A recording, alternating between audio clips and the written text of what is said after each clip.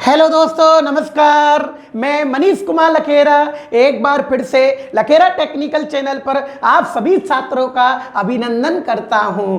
अब जो छात्र इस वीडियो को पहली बार देख रहे हैं, प्लीज रिक्वेस्ट कर रहा हूं आपसे, आप पूरी क्लास लेकर ही जाना। जब देखना आपको कुछ नया चीज और क्या सीखने को मिलता है। और जब आपके पूरी वीडियो आप देख लो और जब वीडियो पसंद आ जाए तो प्लीज आपके दोस्तों से जरूर बोलना और चैनल को जरूर सब्सक्राइब करना। ठीक है मेरे दोस्तों, अब देखिएगा, जो लड़कों ने कल टेस्ट दिया था, ऑनलाइन टेस्ट दिया था, सबसे पहले तो बताओ टेस्ट में मजा आया कि नहीं आया। दोस्तों, वह टेस्ट में, उस टेस्ट के अंदर जितने भी क्वेश्चन थे वो सारे ओल्ड पेपर के एग्जाम के क्वेश्चन थे। मेरा कुछ बनाया हुआ नहीं था, कहीं मैंने बना दिया। मैं भगवान थोड़ी ना हूं जो मैं क्वेश्चनों को बनाऊंगा, समझ में आया ना। मैंने तो उसमें माइंड लगाया है कि ITI लेवल के क्वेश्चन किस किस प्रकार के हैं। मैंने वो क्वेश्चन जाने कहां से मैंने सेट किए, लेकिन वो क्वेश्चन वह क्वेश्चन है जो पुरानी एग्जामों में आ चुके हैं। एक भी क्वेश्चन नहीं था नया जो मैंने मेरे मन से बनाया। अब देख लेना कि आप किस लेवल के हो और आपको पता भी पड़ गया होगा पेपर किस लेवल का आता। और बताओ पेपर में मजा आया कि नहीं आया। ऐसा लग रहा होगा जाने की हकीकत में हम टेस्ट दे रहे हैं। ठीक है ना दोस्तों, ऐसे ही मैं आपका टेस्ट लेता रहूंगा और आपको PDF मेरे जो टेलीग्राम ग्रुप है उसके अंदर मैं आपको भेज दी जाएगी, PDF भेज दी जाएगी, मेरिट लिस्ट भेज दी जाएगी। ठीक है, इसलिए आप तैयार रहिएगा। कल आपको फिर मैं मेरिट लिस्ट और PDF रिजल्ट आपको भेज दूंगा और आप इस टेलीग्राम ग्रुप को भी ज्वाइन करें। यार, आप वीडियो देख रहे हो, टेलीग्राम ग्रुप को ज्वाइन नहीं करते हो, ये आपकी गलती है, ज्वाइन करो उसको। ठीक है दोस्तों, और आप सभी के लिए बहुत बहुत धन्यवाद जो मेरे लिए कमेंट करते हैं, बहुत खुशी होती है उनको पढ़कर। ठीक है दोस्तों, तो देखो आज जो नया पॉइंट है, वो नया जो पॉइंट है ना, वो क्या है अच्छे से देखना। वो है दोस्तों क्रिटिकल रेजिस्टेंस। क्या है दोस्तों, देखो क्रिटिकल रेजिस्टेंस। अब देखिएगा क्रिटिकल रेजिस्टेंस होता क्या है।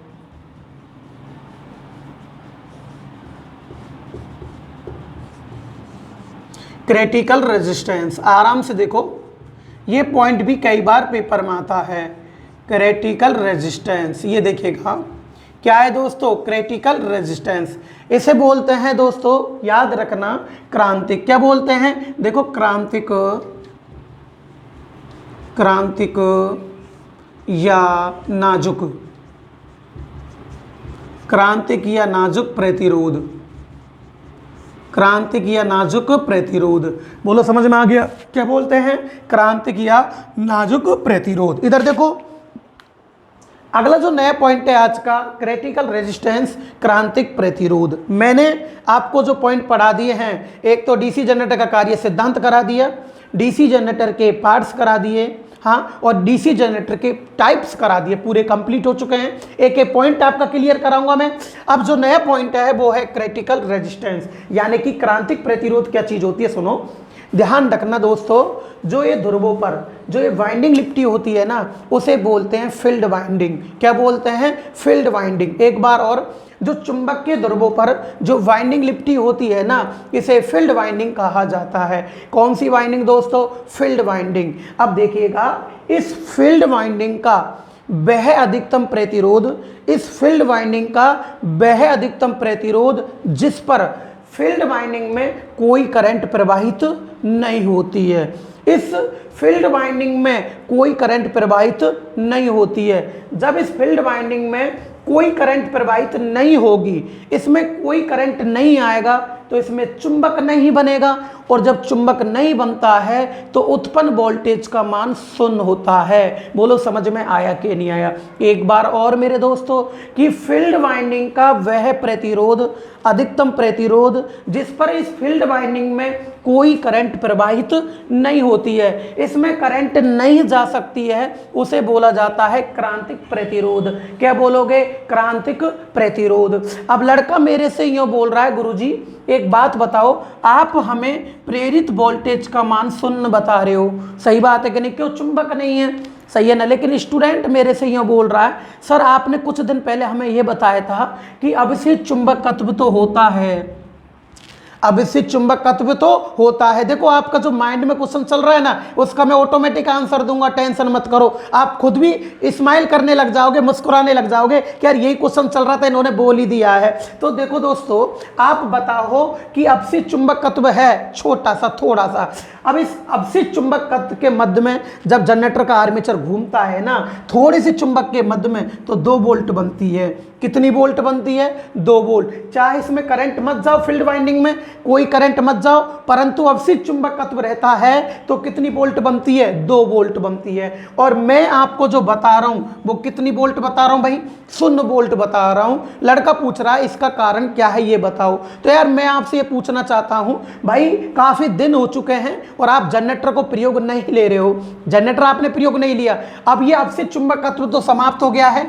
हाँ, जब जनरेटर को कई दिनों तक प्रयोग नहीं लेते हैं तो अवशिष्ट चुंबकत्व तो समाप्त है। अब इस अवशिष्ट चुंबकत्व बनाने के लिए, आप इस चुंबक को बनाने के लिए इस फील्ड वाइंडिंग पर अलग से बैटरी की सप्लाई दोगे। फील्ड वाइंडिंग पर क्या दोगे?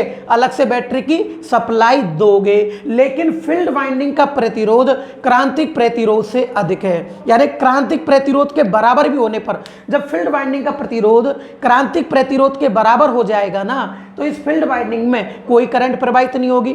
इसका मतलब होता है कि इस फील्ड वाइंडिंग का प्रतिरोध क्रांतिक प्रतिरोध के बराबर हो चुका है, क्रांतिक अवस्था में आ चुका है। तो इस फील्ड वाइंडिंग में डीसी सप्लाई, जो बैटरी की करंट है वो नहीं जाएगी। जो बैटरी की करंट इसमें नहीं जाएगी तो चुंबक है ना, बिल्कुल भी चुंबक नहीं बनेगा और आर्मेचर को आप कितना भी घुमा लो, जनरेटर वोल्टेज का उत्पादन नहीं करेगा। बोलो समझ में आया कि नहीं आया? एक बार और समझो अच्छे से।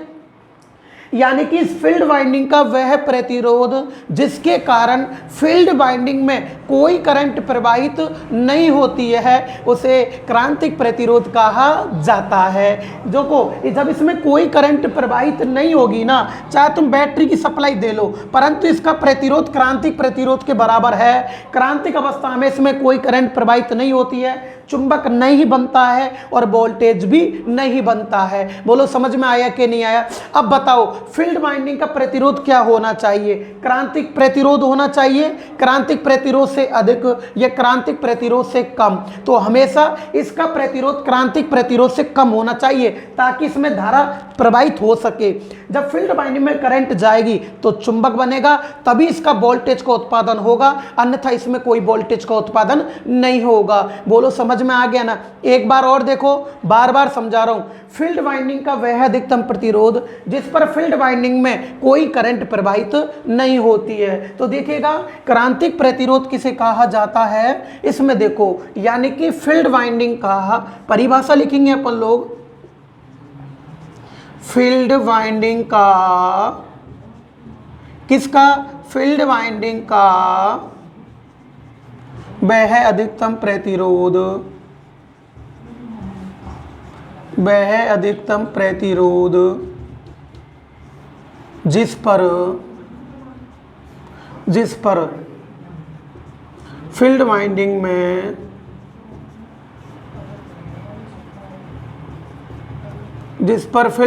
में कोई धारा प्रवाहित नहीं होती है, कोई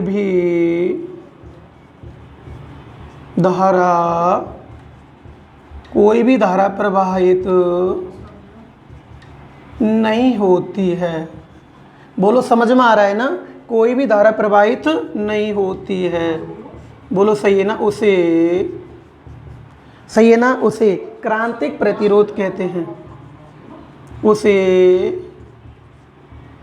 क्रांतिक प्रतिरोध कहते हैं, उसे क्रांतिक प्रतिरोध कहते हैं। बोलो समझ में आ रहा है ना? उसे कौन सा प्रतिरोध बोलोगे? क्रांतिक प्रतिरोध कहते हैं। एक बार और देखो दोस्तों, देखो इस फील्ड वाइंडिंग है ना, जो चुंबक के ध्रुवों पर लिपटी होती है ना, उसे क्रांतिक, जो से फील्ड वाइंडिंग कहते हैं। जो चुंबक के ध्रुवों पर वाइंडिंग लिपटी होती है ना, उसे फील्ड वाइंडिंग कहते हैं। तो इस वाइंडिंग का वह अधिकतम प्रतिरोध, इस वाइंडिंग का वह अधिकतम प्रतिरोध जिस पर फील्ड वाइंडिंग में कोई करंट प्रवाहित नहीं होती है। जब करंट नहीं जाएगा तो चुंबक नहीं बनेगा, और चुंबक नहीं बनेगा तो वोल्टेज का मान भी नहीं बनेगा, वोल्टेज भी उत्पन्न नहीं होता है। बोलो क्लियर हो गया ना? समझ में आ गया ना? अब देखो मैं आगे चलता हूं फटाफट। अब देखिएगा, अब क्वेश्चन है, पहला क्वेश्चन लगाएंगे इसका।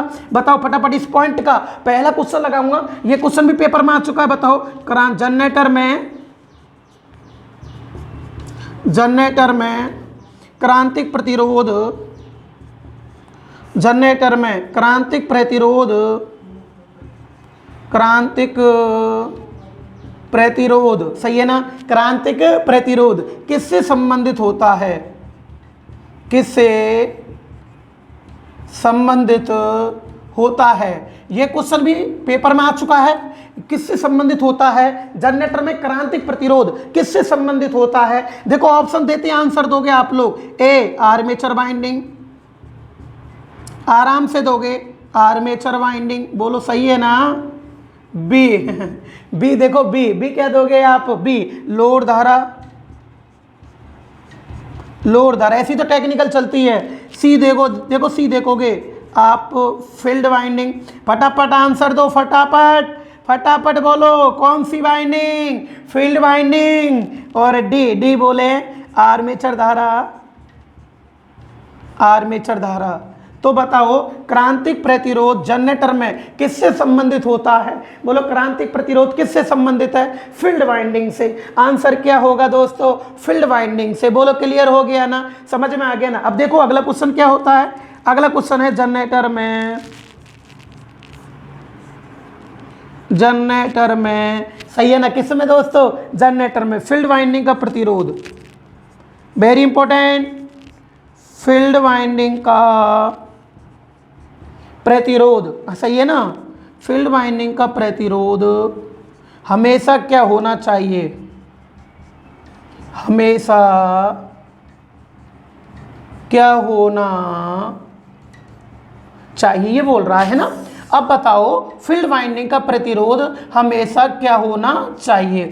अब यार एक बात बताओ, यदि फील्ड वाइंडिंग का प्रतिरोध क्रांतिक प्रतिरोध के बराबर है, क्रांतिक प्रतिरोध के बराबर है, तो क्या इसमें करंट जा सकती है क्या, नहीं जाएगी, चुंबक नहीं बनेगा, वोल्टेज का मान भी शून्य होगा। यदि इस फील्ड वाइंडिंग का प्रतिरोध क्रांतिक प्रतिरोध से अधिक है, यानी कि बराबर भी नहीं होना चाहिए, अधिक भी नहीं, अगर अधिक है या बराबर है तो बोलो इसमें कोई करंट जाएगी क्या, नहीं जाएगी, और वोल्टेज का उत्पादन क्या होगा, शून्य होगा। इसलिए इस फील्ड वाइंडिंग का प्रतिरोध हमेशा क्रांतिक प्रतिरोध से कम होना चाहिए। क्रांतिक प्रतिरोध से क्या होना चाहिए, कम। तो क्रांतिक प्रतिरोध से कम होगा तो इसमें करंट जाएगी, करंट जाएगी तो चुंबक बनेगा, और चुंबक बनेगा तो वोल्टेज का मान भी बढ़ेगा, या वोल्टेज भी उत्पन्न होती है। बोलो क्लियर हुआ कि नहीं हुआ, बोलो समझ में आया कि नहीं आया। तो बताओ फील्ड वाइंडिंग का प्रतिरोध क्या होना चाहिए, क्रांतिक प्रतिरोध के बराबर, क्रांतिक प्रतिरोध से अधिक, या क्रांतिक प्रतिरोध से कम। बोलो क्या आएगा, क्रांतिक प्रतिरोध से कम। जब प्रतिरोध का मान कम होगा तो ही तो करंट इसमें जाएगी ना। तो देखिएगा आंसर में डायरेक्ट लिखा देता हूं, देखो फील्ड वाइंडिंग प्रतिरोध क्या होना चाहिए, डायरेक्ट लिखा रहा हूं, क्रांतिक प्रतिरोध से कम, क्रांतिक प्रतिरोध से कम। बोलो क्लियर है ना, किससे कम होगा दोस्तों, क्रांतिक प्रतिरोध से कम होगा। अब नेक्स्ट क्वेश्चन क्या कहता है, देखो अब नेक्स्ट क्वेश्चन क्या कहता है, अब बताना। ये क्वेश्चन भी आईटीआई के सेमेस्टर के पेपर में क्वेश्चन आ चुका है। तो बताओ दोस्तों, जब जनरेटर में, सही है ना, अरे जब जनरेटर में, सही है ना, जब जनरेटर में फील्ड वाइंडिंग का प्रतिरोध, फील्ड वाइंडिंग का प्रतिरोध, मजा आ रहा है ना, फील्ड वाइंडिंग का प्रतिरोध, एक एक चीज कराऊंगा आपके। फील्ड वाइंडिंग का प्रतिरोध क्रांतिक प्रतिरोध के बराबर,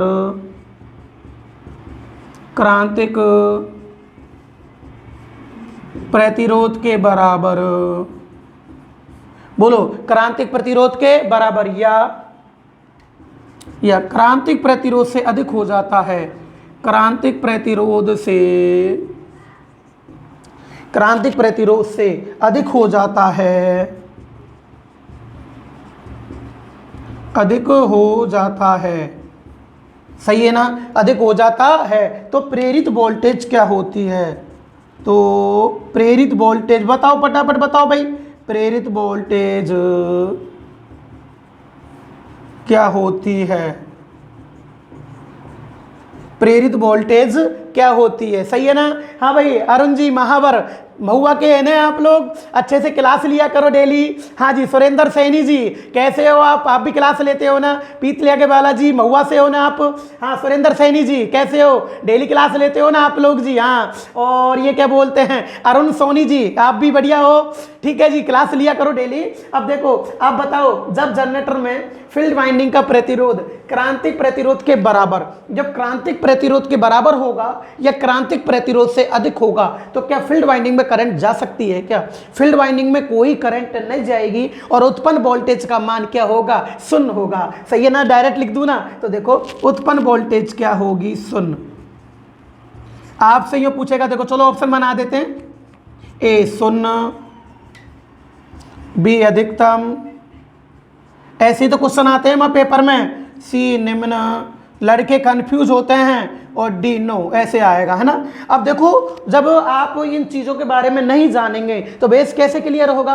तो बताओ हमेशा इस फील्ड वाइंडिंग का प्रतिरोध क्रांतिक प्रतिरोध से कम होना चाहिए, बराबर या अधिक होने पर कोई वोल्टेज उत्पन्न नहीं होती है। तो बोलो आंसर क्या आएगा? शून्य। एक बार और देखो, जब फील्ड वाइंडिंग का प्रतिरोध इसका प्रतिरोध क्रांतिक प्रतिरोध के बराबर हो जाता है तो इसमें फील्ड वाइंडिंग में कोई करंट प्रवाहित नहीं होती है, तो वोल्टेज का मान क्या होगा? शून्य होगा। अब ये क्वेश्चन दिल्ली मेट्रो 15 के पेपर में, जो क्वेश्चन मैं लिखा रहा हूं ये दिल्ली मेट्रो 15 के पेपर में आ चुका है। तो देखिएगा जनरेटर में क्रांतिक गति पर, जनरेटर में क्रांतिक गति पर ऐसे क्वेश्चन आते हैं, क्रांतिक गति पर प्रेरित वोल्टेज क्या होती है? प्रेरित वोल्टेज ऐसे बोल रहा है कि जनरेटर में क्रांतिक गति पर प्रेरित वोल्टेज क्या होती है? ये क्वेश्चन दिल्ली मेट्रो 15 के पेपर में आ चुका है। दिल्ली मेट्रो 15 के पेपर में है कि जनरेटर में क्रांतिक गति पर प्रेरित वोल्टेज क्या होती है। ऑप्शन नंबर ए मेरे दोस्तों, ए है शून्य। देखना भाई दिखाई तो दे रहा है ना आपको, देखो भाई अधिकतम,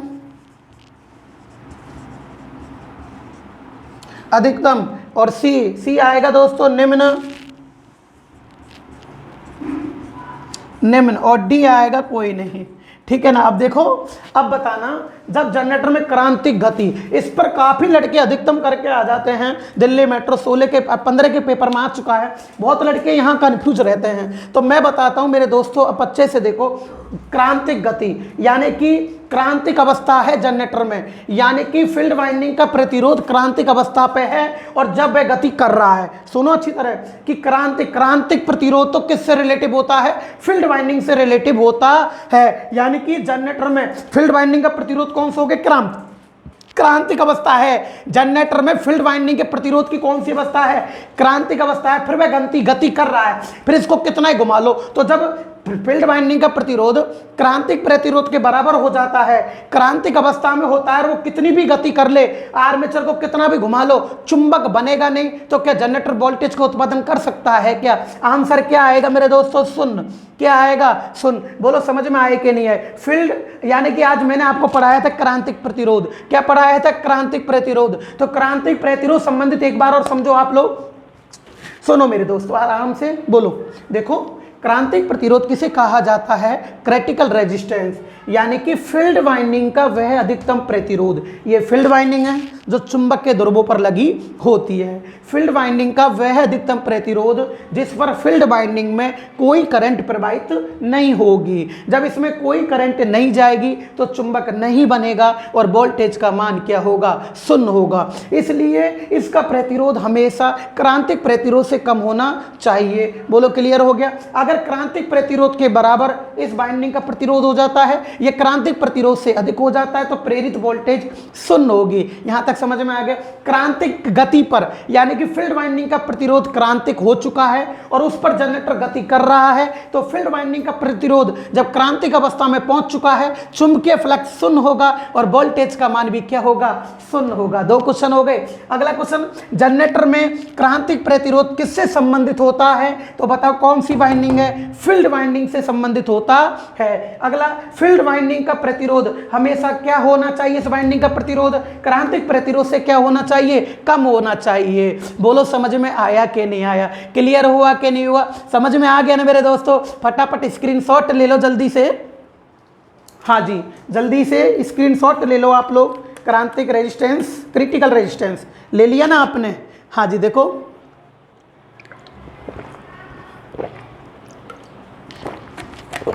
अब क्या होता है। अब देखते हैं, अपन नया पॉइंट पढ़ते हैं। अब देखो, ये समझ में आ गया ना आज का पॉइंट? अब देखिएगा, अपने दोस्तों से बोलो यार, मैं काफ़ी बार बोल रहा हूँ, बार बार थोड़ा सा आप भी साथ दो। इतनी अच्छी पढ़ाई करा रहे हैं आप लोगों के लिए, एक एक पॉइंट कराऊंगा मैं आपको, लेकिन थोड़ा सा बस आपका साथ की ज़रूरत है। अब आप बोलोगे अपने दोस्तों से तो फिर वो बोलेंगे। कितने सारे लड़के हैं, अगर एक एक लड़का भी जोड़ेगा ना तो तुरंत सब्सक्राइबर बढ़ जाएंगे। ये आपके ऊपर डिपेंड करता है। आपको अगर मेरी मेहनत पसंद आ रही है तो बोलो, अगर मेहनत पसंद नहीं है तो कोई बात नहीं। समझ में आ गया ना? तो अब देखो दोस्तों, अब क्या होता है कि अब बात आती है तुम्हारी वोल्टेज रेगुलेशन। वोल्टेज रेगुलेशन, सुनो ये क्या चीज़ है? Voltage regulation. सुनो बेटा, ये क्या चीज़ है? वोल्टेज रेगुलेशन क्या चीज़ है? अब वोल्टेज रेगुलेशन इसको बोलते हैं वोल्ट था नियंत्रक। वोल्ट था नियंत्रक, सही है ना? वोल्ट था नियंत्रक या वोल्ट था नियमन। वोल्ट था नियमन क्या दोस्तों? वोल्ट था नियमन, सही है ना? यानी कि वोल्ट था नियंत्रक या वोल्ट था नियमन। ये क्या होता है? यानी कि आपसे अगर पूछ रहा है तो ये क्या चीज़ है, तो मैं बता देता हूं दोस्तों। इसको देखो, मैं अल्टरनेटर में भी बताऊंगा। अल्टरनेटर में यह है जो चीज़ होती है ना, अब ये अल्टरनेटर में होता है। अब ये चीज़ जो अल्टरनेटर में होती है वो तीन विधि से याद करते हैं वोल्टेज रेगुलेशन, यानी कि पोशियर विधि, त्रिभुजाकार, जो अल्टरनेटर में क्वेश्चन पूछे जा चुके हैं। पोशियर विधि, कौन सी? पोशियर विधि। ये किसके लिए प्रयोग करते हैं? ये वोल्टेज रेगुलेशन के लिए प्रयोग की जाती है। अल्टरनेटर में समझाऊंगा आपको। ये डीसी जनरेटर में ऐसा कुछ नहीं है, वो अल्टरनेटर में है। किसमें? अल्टरनेटर में। आगे ने सिंक्रोनस प्रतिबाधा विधि, ये सारी अल्टरनेटर। चुंबकीय वाहक बल विधि, एमएमएफ विधि, इससे वोल्टेज रेगुलेशन याद किया जाता है। अब क्या होता है रेगुलेशन? सॉरी, ये है रेगुलेशन। क्या है? रेगुलेशन। अब सुनो, अब क्या होता है रेगुलेशन, यानी क्या चीज है? रेगुलेशन क्या है? तो देखो, जनरेटर में यानी कि डीसी जनरेटर में शून्य लोड। कौन सी लोड दोस्तों? शून्य लोड। अभी एक मिनट रुक जाओ आप। शून्य लोड को बोलते हैं नो लोड। कौन सी लोड बोलते हैं? No load. तो डीसी जनरेटर में शून्य लोड वोल्टेज, कौन सी वोल्टेज? शून्य लोड वोल्टेज, तथा फुल लोड वोल्टेज। कौन सी वोल्टेज? फुल लोड वोल्टेज, सही है ना? फुल लोड वोल्टेज, सही है ना?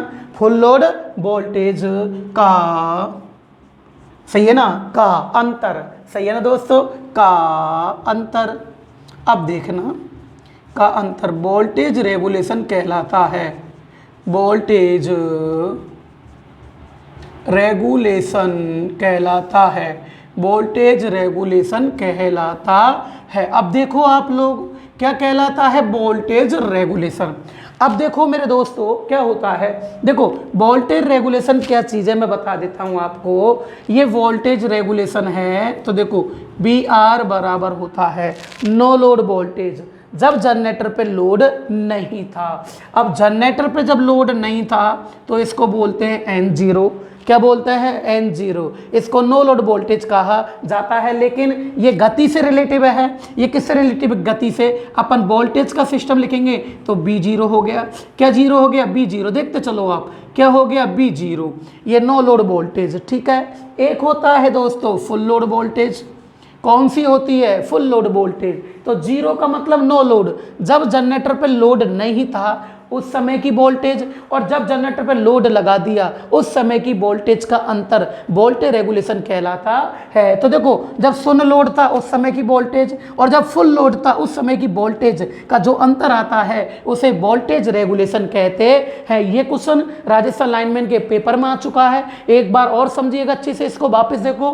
देखो दोस्तों, no load voltage minus full load voltage. No load का मतलब जब लोड नहीं था उस समय की वोल्टेज, और जब लोड लगा दिया उस समय की वोल्टेज का अंतर क्या कहलाता है? क्या कहलाता है? Voltage regulation. अब देखो, इधर आएगी फुल लोड वोल्टेज। एक तो ये फॉर्मूला बन गया आपका, ठीक है, एक तो ये बन गया, सही है ना। एक जो दूसरा फॉर्मूला और आ जाता है इसका, याद रखना ये दोनों बराबर रहेंगे इधर के, ठीक है। ये नो लोड वोल्टेज है। एक बार और आता है, सिंपल वाला आता है। तो देखो क्या करते हैं, VNL। VNL का मतलब होता है नो लोड वोल्टेज। VNL का मतलब क्या होता है? नो लोड वोल्टेज माइनस दोस्तों फुल लोड वोल्टेज। कौन सी वोल्टेज? फुल लोड वोल्टेज बटे में करो बेटा, फुल लोड वोल्टेज इनटू क्या आएगा? 100 आएगा। क्या आएगा? 100 आएगा। तो देखो, no load voltage minus full load voltage का अंतर वोल्टेज रेगुलेशन कहलाता है। तो देखो, फुल लोड वोल्टेज आई कि नहीं आई? अब देखो खे तो ये फॉर्मूला दे देगा वो।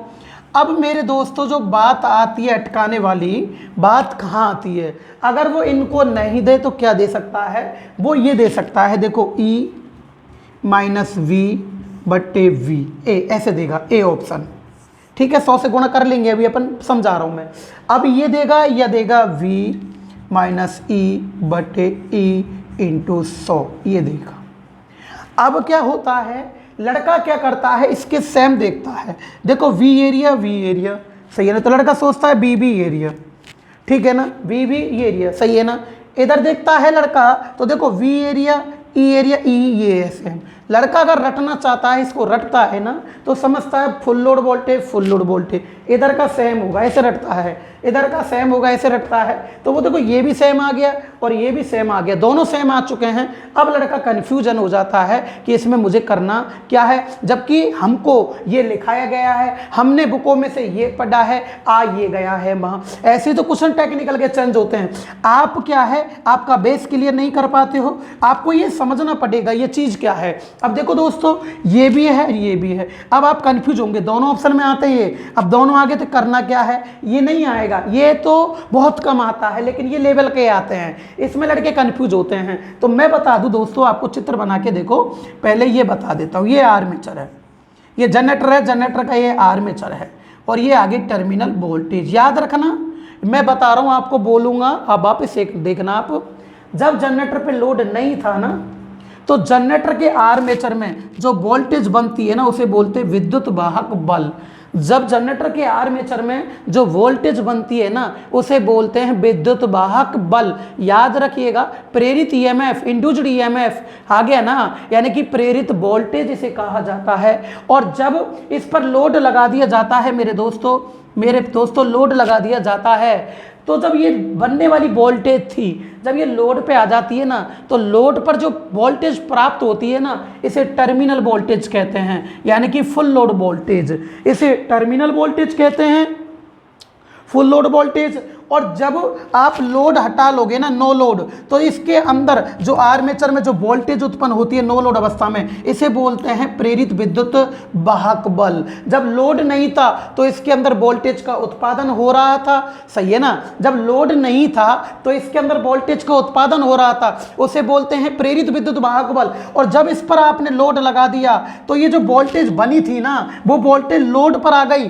और जैसे ये वोल्टेज लोड पर आई तो इसका नाम चेंज हो गया, और इसका नाम बना था टर्मिनल वोल्टेज। क्या नाम बना था? Terminal voltage. चाहे तुम BT लगा सकते हो, यहाँ पर कोई इशू नहीं है इसका।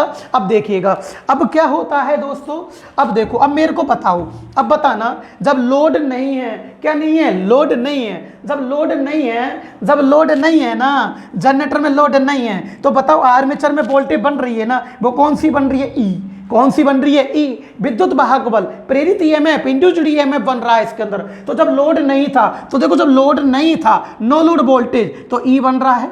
क्या बन रहा है? ई बन रहा है। और जब दोस्तों इस पे लोड डाल दिया ना आपने, क्या डाल दिया? लोड, तो उसे टर्मिनल वोल्टेज बोलोगे। क्या बोलोगे दोस्तों? Terminal voltage. बोलो समझ में आ गया? तो बताओ ये वाला होगा, ये वाला होगा, यही तो वाला होगा, सही है ना? क्यों? No load voltage, no load voltage minus full load voltage. Full load पे तो टर्मिनल वोल्टेज आती है, जो नो लोड होता है उसमें प्रेरित ईएमएफ उत्पन्न होता है। बोलो समझ में आया कि नहीं आया? बोलो क्लियर हुआ कि नहीं हुआ? बिल्कुल अच्छे से समझ में आ गया ना। एक ही चीज सीखो आप, जब लोड नहीं है दोस्तों तो आर्मेचर में जो ईएमएफ उत्पन्न होता है ना, इसे ही बोलते हैं ईएमएफ, प्रेरित ईएमएफ, इंड्यूस्ड ईएमएफ, प्रेरित वोल्टेज बोला जाता है, इसको ई से प्रदर्शित करते हैं। और जब इस पे लोड लगा देते हैं ना, अब जाने कितनी बार बता दिया, अब तो दिमाग में फंस जाना चाहिए तुम्हारे। अब बताओ, जैसे आपने लोड लगा दिया तो इसे टर्मिनल वोल्टेज बोलोगे। क्या बोलोगे दोस्तों? Terminal voltage. बोलो समझ में आ गया ना? अब देखो अब क्या होता है, इसका जो तीसरा फॉर्मूला होता है ना, कौन सा होता है? तीसरा फॉर्मूला। जो तीसरा फॉर्मूला होता है ना, इसको बोलते हैं बी आर बराबर ई जीरो, यानी कि ई जीरो माइनस वी बटे वी इंटू 100। बोलो समझ में आया कि नहीं आया? क्लियर हुआ कि नहीं हुआ? समझ में आ गया? तो वोल्टेज रेगुलेशन के कितने फॉर्मूले हो गए? 3 हो गए। एक तो ये वाला, ये वाला, ये वाला, इनमें से एक आएगा। ठीक है बेटा, क्लियर हो गया ना? अब देखो वोल्टेज रेगुलेशन याद करने की विधि ये मैं आपको अल्टरनेटर में बताऊंगा। 3 विधि प्रयोग करते हैं, एक पोशियर विधि, एक सिंक्रोनस रिएक्टेंस विधि, आए कि नहीं, और एक चुंबकीय एमएमएफ यानी कि चुंबकीय वाहक बल विधि, आए कि नहीं? पोशियर विधि है ना, जो ध्यान रखना राजस्थान बिजली विभाग में आ चुका है कि पोशियर विधि का उपयोग किसके लिए करते हैं। ये पोशियर मेथड है ना, ये पोशियर मेथड होता है, इसका उपयोग वोल्टेज रेगुलेशन को याद करने के लिए करते हैं। जो पोशियर मेथड है ना, इसका उपयोग वोल्टेज रेगुलेशन के लिए याद करते हैं। अल्टरनेटर में समझाऊंगा इनको मैं अच्छे से। ठीक है दोस्तों, यहाँ इनका काम नहीं है समझ में, लेकिन याद रखना। कहीं बोलते गुरुजी ने वोल्टेज रेगुलेशन पढ़ा दी, ये नहीं बताया, सही है ना? और ये वोल्टेज रेगुलेशन धनात्मक, ऋणात्मक, आर्मेचर रिएक्शन वगैरह, ये सारी अल्टरनेटर में आएगी, काम आएगी, वहां इनको समझाऊंगा। यहाँ जो पॉइंट बनते हैं उनको मैं सारे लिखा रहा हूँ, मैं देखना तुम अल्टरनेटर से पूछेगा इनको। ठीक है, आप देखो अब क्या होता है। अब क्या होता है, इसका पहला नोट देखो आप लोग, पहला नोट देखिएगा क्या कह रहा है ये बताना। अब पहला क्या कह रहा है देखो, पहले मैं समझाऊंगा आपको, अच्छे से समझना। देखो no load voltage minus full load voltage का अंतर वोल्टेज रेगुलेशन कहलाता है। अब बताओ, एक जनरेटर है, ये वाला जनरेटर है ना, और ये जनरेटर का आर्मेचर है, सही है ना? अब बताओ, ये नो लोड वोल्टेज, कौन सी? नो लोड वोल्टेज है। तो माना दोस्तों जब इस पे लोड नहीं है ना, जब इस पे लोड नहीं है तो उत्पादन ये 200 वोल्ट का कर रहा है। नो लोड वोल्टेज कितनी है? 200 वोल्ट उत्पादन कर रहा है, ये वाली 200 कर लिए है ना? बताओ, जब लोड नहीं था, जनरेटर को तुम लोगों ने चालू किया और वोल्टेज कितनी बनी? 200 वोल्ट। और जैसे ही आपने लोड लगा दिया, जैसे ही आपने लोड लगाया तो वोल्टेज ड्रॉप हो गई, बहुत ज़्यादा लॉस हो गई इसके अंदर, और इसने वोल्टेज दी ओनली 14 आपको 150 वोल्ट। बताओ है, यानी कि जब लोड नहीं था, जब हम जनरेटर को बाहर चला रहे थे, उस समय उसकी वोल्टेज 200 वोल्ट थी, और जैसे ही हमने उसकी सप्लाई घर को सप्लाई दी, जैसे ही हमने उस पर लोड डाला, उसकी वोल्टेज घट गई और कितनी रह गई? 150 वोल्ट रह गई। तो no load voltage minus full load voltage. बताओ वोल्टेज रेगुलेशन कितना आया? 50 वोल्ट का। कितना आया? 50 वोल्ट का। क्या सही जनरेटर है? खराब जनरेटर है। क्यों? क्योंकि लोड डालने पर 150 वोल्ट ही रह गई है। हाँ, अब बताओ, ये तो फर्स्ट हो गया। दूसरा बोलो, नो लोड वोल्टेज कितनी है? 200। देखो कितने अच्छे से ढंग से समझाऊंगा। नो लोड वोल्टेज कितनी है? 200। अब बेटा, हाँ, अब इस पे तुमने लोड डाला, क्या डाला? लोड डाला, तो अब वोल्टेज घटकर 180 वोल्ट रह गई। कितनी वोल्ट रह गई? 180। अब देखो, जब यहाँ 180 आई है, अब कितनी वोल्ट आई है? Voltage regulation 20 volt. कितनी आई? 20। अब देखो, no load voltage minus full load voltage का अंतर वोल्टेज रेगुलेशन कहलाता है। अब बताओ किसकी वोल्टेज रेगुलेशन सही है, सबसे अच्छी है? बताओ, ए की या बी की? बी की सही है। क्यों? क्योंकि वोल्टेज कम घट रहा है, हमें ज़्यादा प्राप्त हो रही है लोड डालने पर वोल्टेज। बोलो सही है ना? लेकिन वोल्टेज रेगुलेशन कितनी आई है? 20 वोल्ट। अब देखो, यदि 200 वोल्ट का जनरेटर 200 वोल्ट का उत्पादन कर रहा है, और जब इस पर लोड डाल दिया जाए, और अगर हमको ये एक 195 वोल्टेज दे दे, ओहो ये तो बहुत अच्छा जनरेटर है यार। हाँ कितना अच्छा जनरेटर है ना। अगर मुझे ये 195 वोल्टेज दे दे, अब कितने की हुई वोल्टेज रेगुलेशन, 5 वोल्ट की। हाँ वोल्टेज रेगुलेशन, यानी कि जैसे तुम इस पे लोड डाल रहे हो ना, तो आपके पास में वोल्टेज कितनी आई है, 195 वोल्टेज आई है ना। इसका मतलब कौन सा जनरेटर बहुत बेटर है, ए बी एस ई सी, ये अच्छा है। जितना वोल्टेज रेगुलेशन कम होगा उतना ही जनरेटर वोल्टेज का रेगुलेशन बोलो अच्छा होगा कि नहीं होगा, यानी कि जनरेटर का वोल्टेज रेगुलेशन बोलो अच्छा है कि नहीं है। बोलो समझ में तो आ रहा है क्या समझा रहा हूं। और अगर बेटा आपके पास में 200 वोल्ट उत्पन्न कर रहा है और अगर लोड लगाने पर ये आ गई, हाँ, अब बताओ यार, देखिएगा वो 200 वोल्ट का उत्पादन कर रहा है, वो 200 वोल्टेज का उत्पादन कर रहा है। अगर आपने इस पे लोड लगाया, यदि आपने इस पे फुल लोड लगाया तो इसकी वोल्टेज आई है 198। जब 198 आई है तो यार 2 ही वोल्ट तो घटी है। हाँ इतनी तो कोई बात नहीं, घटेगी, हानियों के रूप में भी घटेगी, 100% तो आएगी नहीं आपके पास में। अब बताओ वोल्टेज रेगुलेशन कितनी आई, 2 वोल्ट। इसका मतलब लोड डालने पर वोल्टेज कम से कम घटनी चाहिए जब वो जनरेटर सबसे अच्छा होता है। तो देखो इसमें सबसे ज्यादा घट गई है, इसमें थोड़ी कम, इसमें थोड़ी कम, इसमें बिल्कुल भी कम, सही है। तो बताओ वोल्टेज रेगुलेशन कितनी आई, 2 वोल्ट। तो बताओ जितनी टर्मिनल वोल्टेज लोड पे ज्यादा आएगी उतना ही कम वोल्टेज रेगुलेशन होगा कि नहीं होगा। तो बताओ हमेशा बताओ वोल्टेज रेगुलेशन क्या होना चाहिए, उच्च होना चाहिए या निम्न होना चाहिए, बताना। वोल्टेज रेगुलेशन क्या होना चाहिए, आपसे पूछ रहा हूं, उच्च होना चाहिए कि निम्न होना चाहिए। अगर बेटा वोल्टेज रेगुलेशन उच्च है, इनका वोल्टेज रेगुलेशन उच्च है, तो तुम्हारे पास में कम वोल्टेज प्राप्त होगी। ये तो जनरेटर खराब है, तुमको कम दे रहा लोड पे वोल्टेज। ये जनरेटर अच्छा है, यानी कि नो लोड पे 200 वोल्ट है और फुल लोड पे 198 वोल्ट है। समझ में आ गया। तो वोल्टेज रेगुलेशन 2 वोल्ट की है ना, तो वोल्टेज रेगुलेशन हमेशा कम होनी चाहिए। बोलो क्लियर है ना। तो वोल्टेज रेगुलेशन हमेशा निम्न से भी निम्न होनी चाहिए। बोलो क्लियर है कि नहीं। बोलो निम्न वोल्टेज रेगुलेशन होगी तो बोलो आपको प्राप्त लोड पे ज्यादा होएगी कि नहीं होएगी। बोलो सही है ना। हमको जितनी ज्यादा वोल्टेज प्राप्त करनी है, वोल्टेज रेगुलेशन का मान कम से कम होना चाहिए। लोड डालने पर वोल्टेज हमको ज्यादा प्राप्त हो रही है, सही है ना, आपको तो लोड पे प्राप्त हो रही है ज्यादा, तो वोल्टेज रेगुलेशन कम से कम होना चाहिए। बोलो समझ में आया कि नहीं आया। बताओ 50 वोल्ट का वोल्टेज रेगुलेशन लोगे या 2 वोल्ट का, 2 वोल्ट का रेगुलेशन लेंगे ताकि लोड डालने पर हमको वोल्टेज ज्यादा प्राप्त हो सके। बताओ ये फंडा बिल्कुल समझ में आया कि नहीं आया।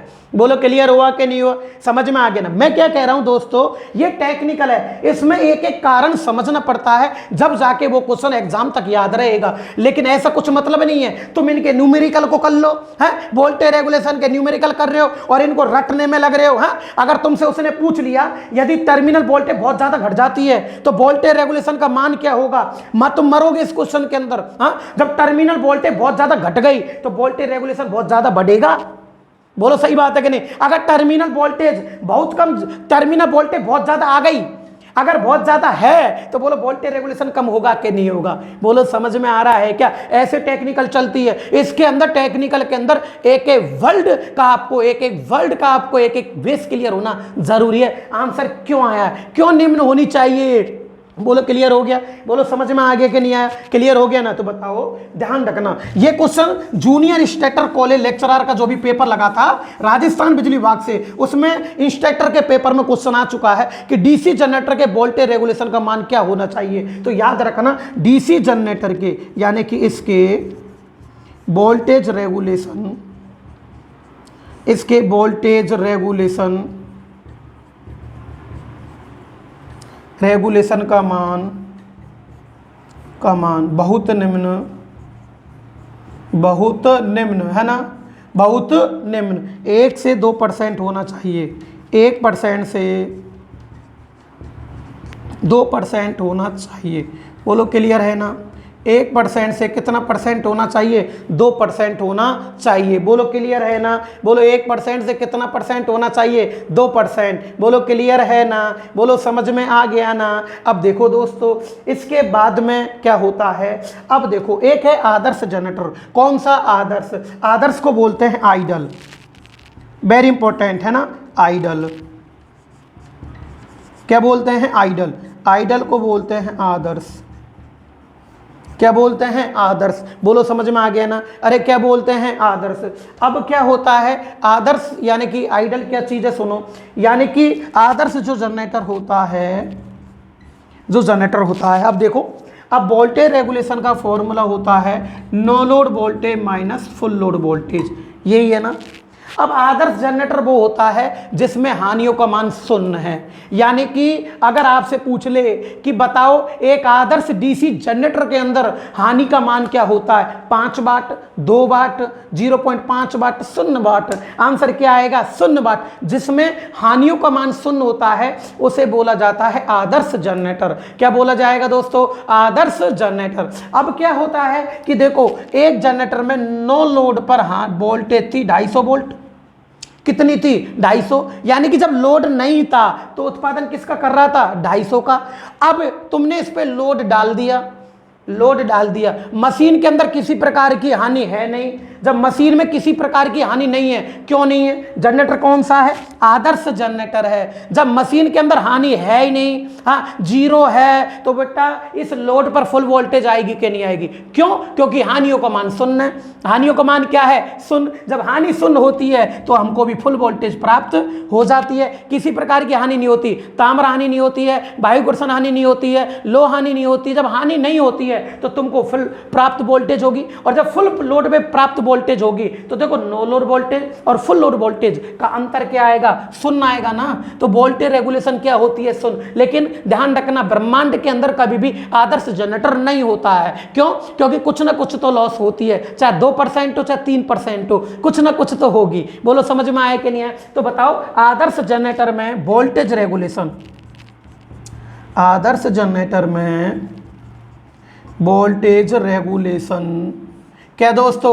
वोल्टेज रेगुलेशन शून्य होती है। सबसे इंपॉर्टेंट, शून्य होती है। बोलो क्लियर हो गया ना?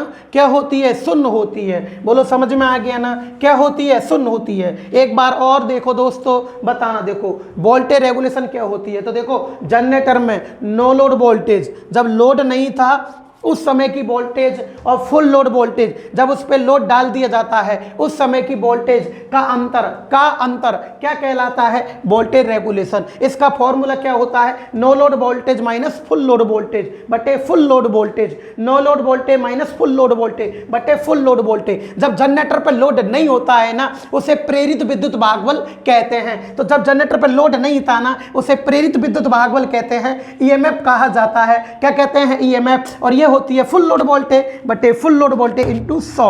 बताओ जनरेटर के वोल्टेज रेगुलेशन का मान कम से कम होना चाहिए। अब देखो एक बार और, no load voltage minus full load voltage, सही है ना। जब जनरेटर पर है ना, जब लोड नहीं था तो वोल्टेज कितनी थी? 250 वोल्ट। वोल्टेज कितनी थी? 250। और जब लोड डाला, अरे लोड डाल दिया ना इसने, हाँ, तो आपके पास में आई लगभग 248 वोल्ट। तो बताओ कितना अच्छा जनरेटर है। केवल कितनी वोल्ट की वोल्टेज रेगुलेशन आई? 2 वोल्ट की। कितने वोल्ट की? 2 वोल्ट की। तो बताओ ये जनरेटर अच्छा है कि नहीं है? बोलो समझ में आ रहा है ना? जब लोड डाला तो कितनी आई? 248 आई ना। तो बोलो जनरेटर अच्छा है या नहीं है? बोलो अच्छा है ना? बिल्कुल क्लियर है ना? तो बताओ, अब बताओ वोल्टेज रेगुलेशन हमेशा निम्न होनी चाहिए। कितने परसेंट? 1 से 2%। नोट कर लो, बिल्कुल इसको छाप लो। हाँ, कितने परसेंट? 1 से 2% होनी चाहिए।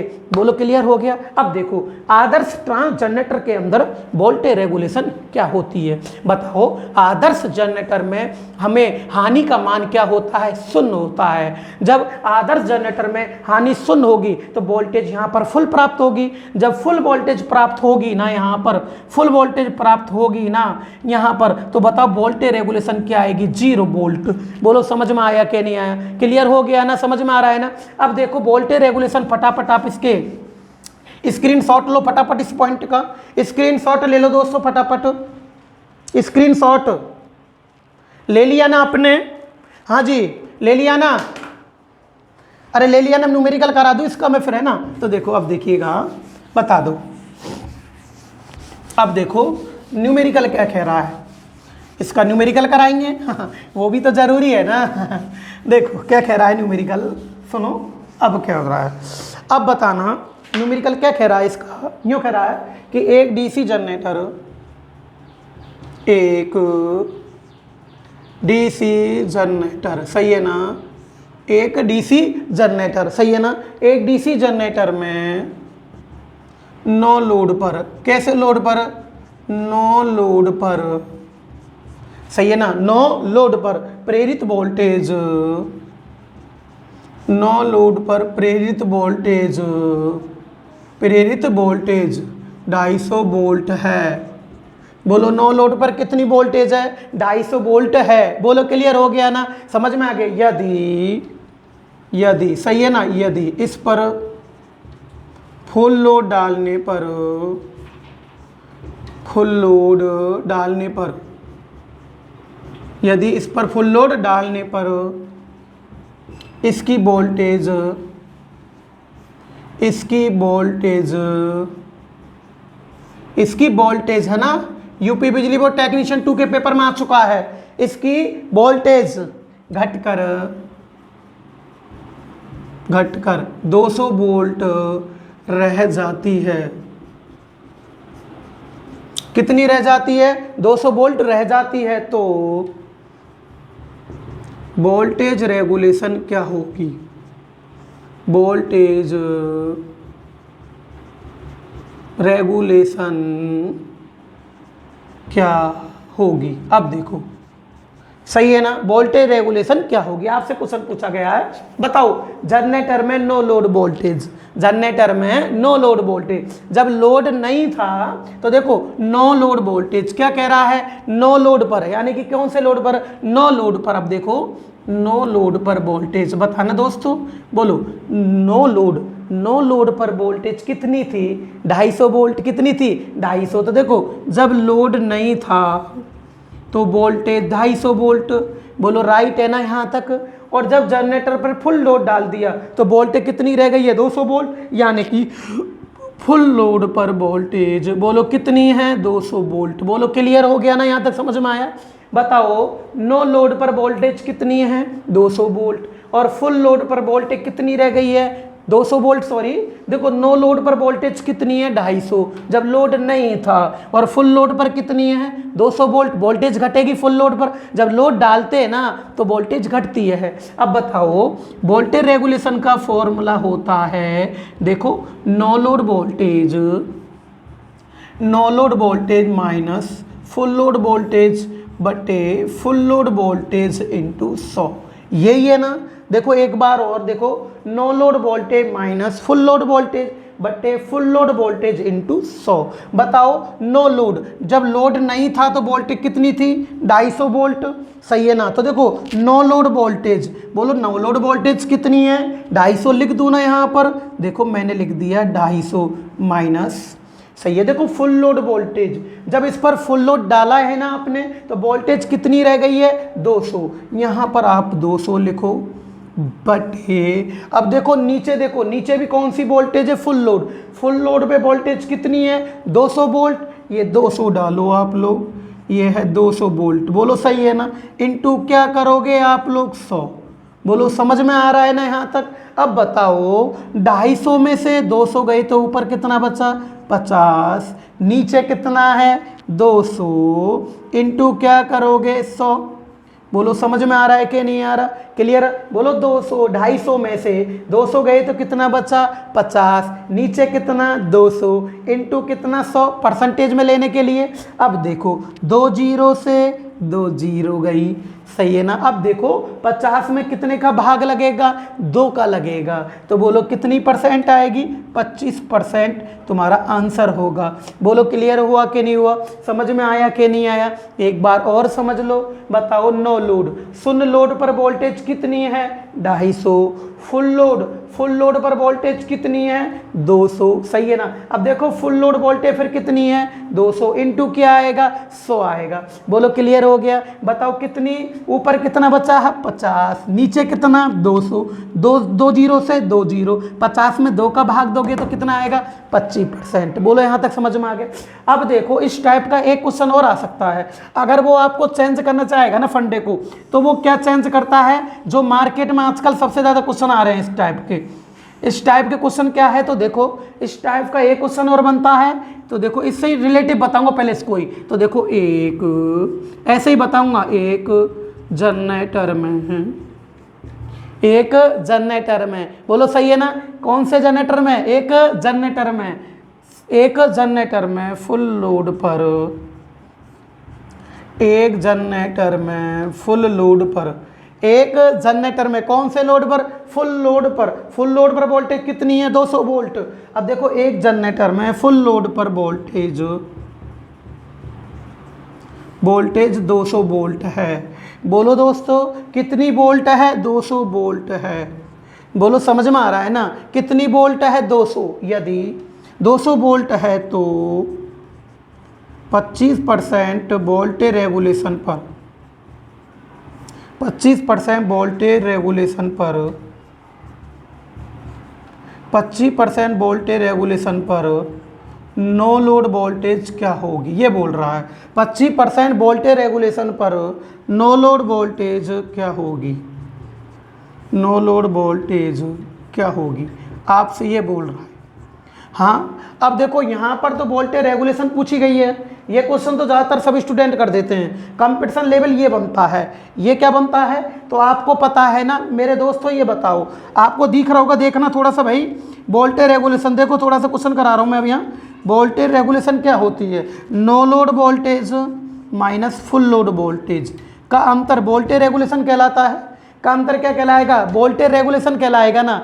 तो यूँ कह रहा है ये फुल लोड पर, अब देखो का अंतर वोल्टेज रेगुलेशन कहलाता है, इन दोनों का अंतर। तो देखो वोल्टेज रेगुलेशन, इन दोनों का अंतर कितना दे रखा है, 25%, यानी इन दोनों की वोल्टेज का अंतर कितना है, 25% वोल्टेज रेगुलेशन है इनका, इनका अंतर कितना है, 25% है। सही है ना। अब बताओ इस फुल लोड पर कितनी आ रही है, 200 वोल्ट। अरे फुल लोड पर कितनी आ रही है, 200। तो देखिएगा यहाँ पर देखो फुल लोड वोल्टेज 200 वोल्ट है, सही है ना, कितनी वोल्ट है, 200।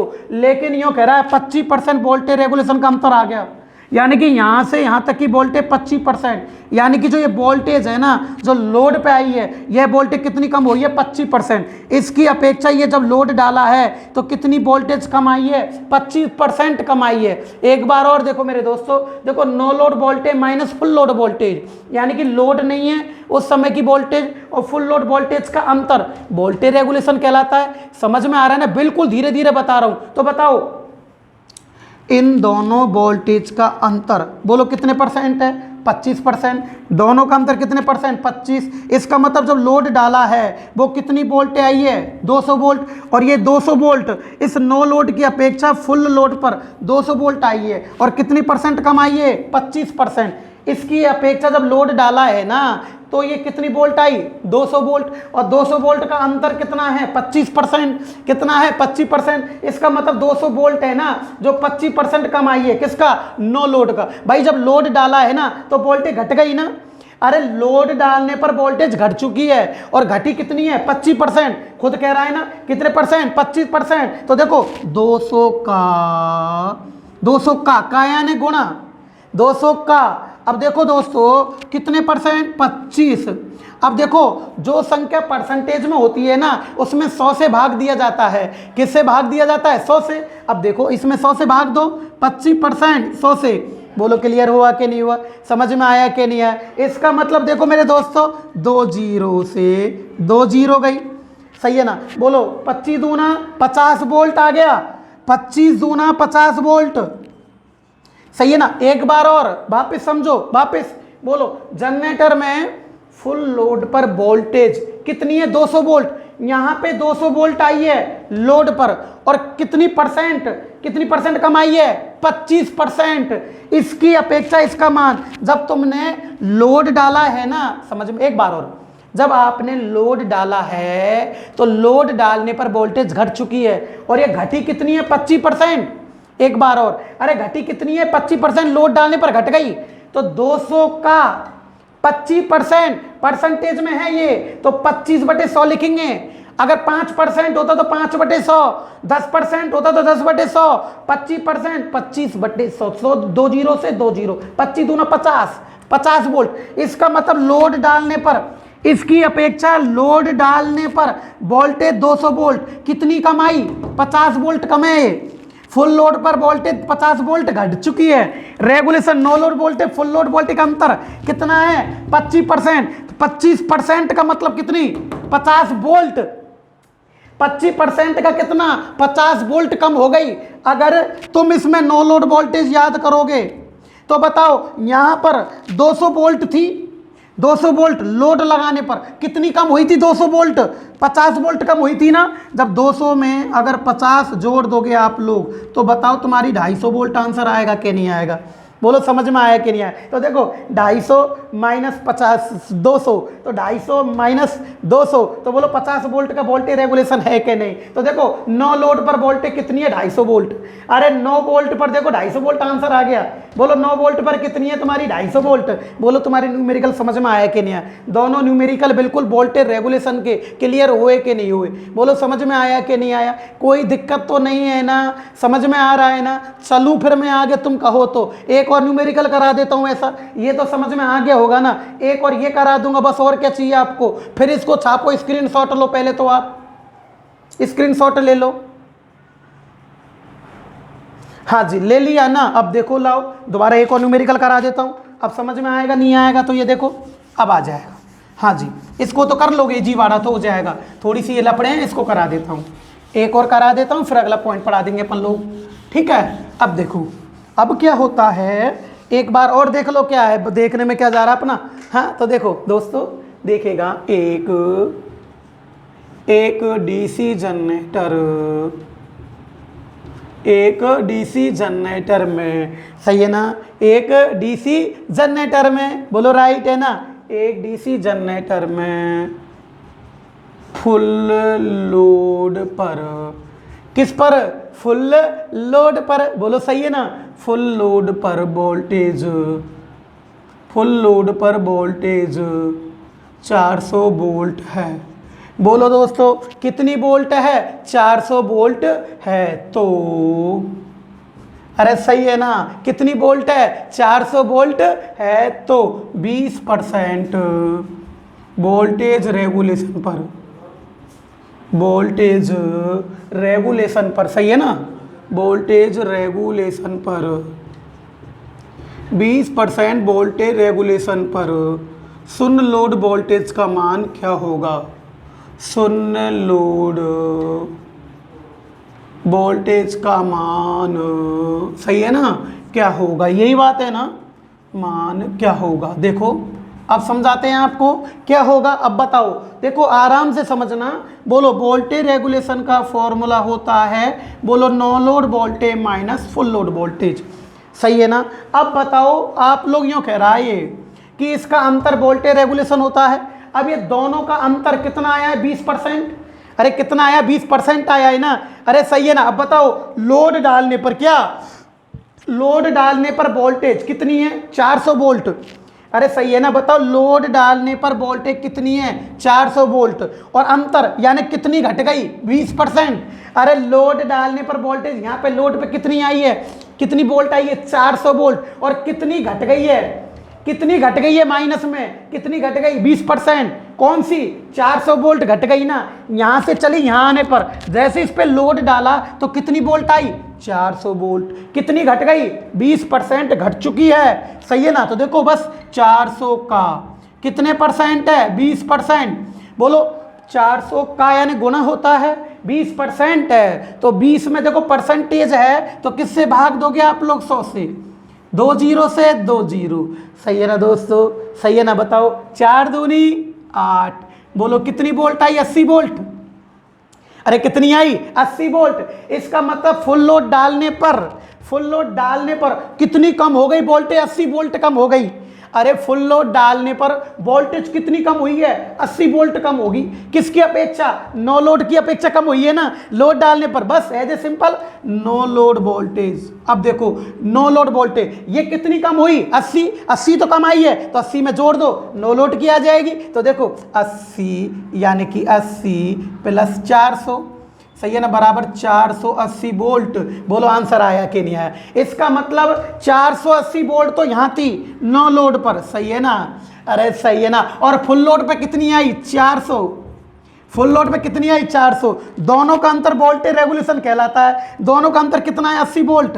देख लो 80 वोल्ट है कि नहीं है? तो वोल्टेज रेगुलेशन 20% है। वोल्टेज रेगुलेशन दोनों का 20% है। 20% का कितना है? 80 वोल्ट। तो दोनों का अंतर 80 वोल्ट है। 80 वोल्ट किसका है? ये 20% का। बोलो क्लियर हुआ कि नहीं हुआ? समझ में आया कि नहीं आया? बोलो दो न्यूमेरिकल दोनों करा दिए। उम्मीद करता हूं आपके आज का पॉइंट दोनों समझ में आ गए होंगे। बोलो क्लियर हुआ कि नहीं हुआ? फटाफट इसका स्क्रीनशॉट छापो, फटाफट इसका स्क्रीनशॉट छापो। हाँ जी, ले लिया स्क्रीनशॉट सबने?